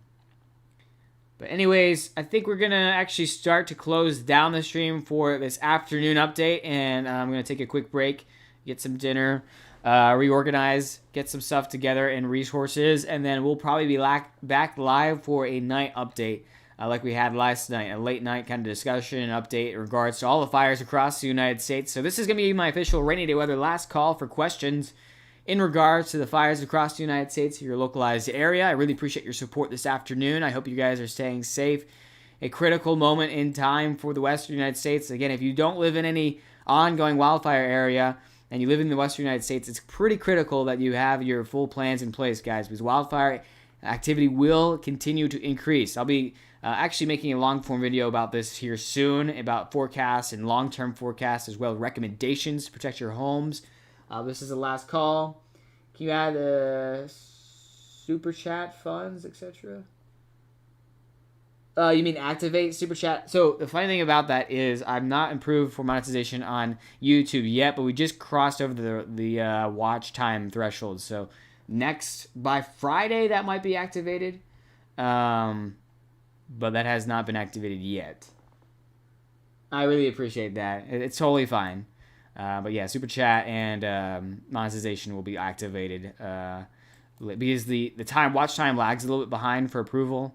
So that'll be something a little bit. That'll probably be I'll probably apply Thursday as the current estimated time, and then we'll see when I get approved. But either way, you being here is enough. I really appreciate you, anyways. So, any other questions? Look at the cameras one last time. Of course, that's a great way to wrap up the stream here.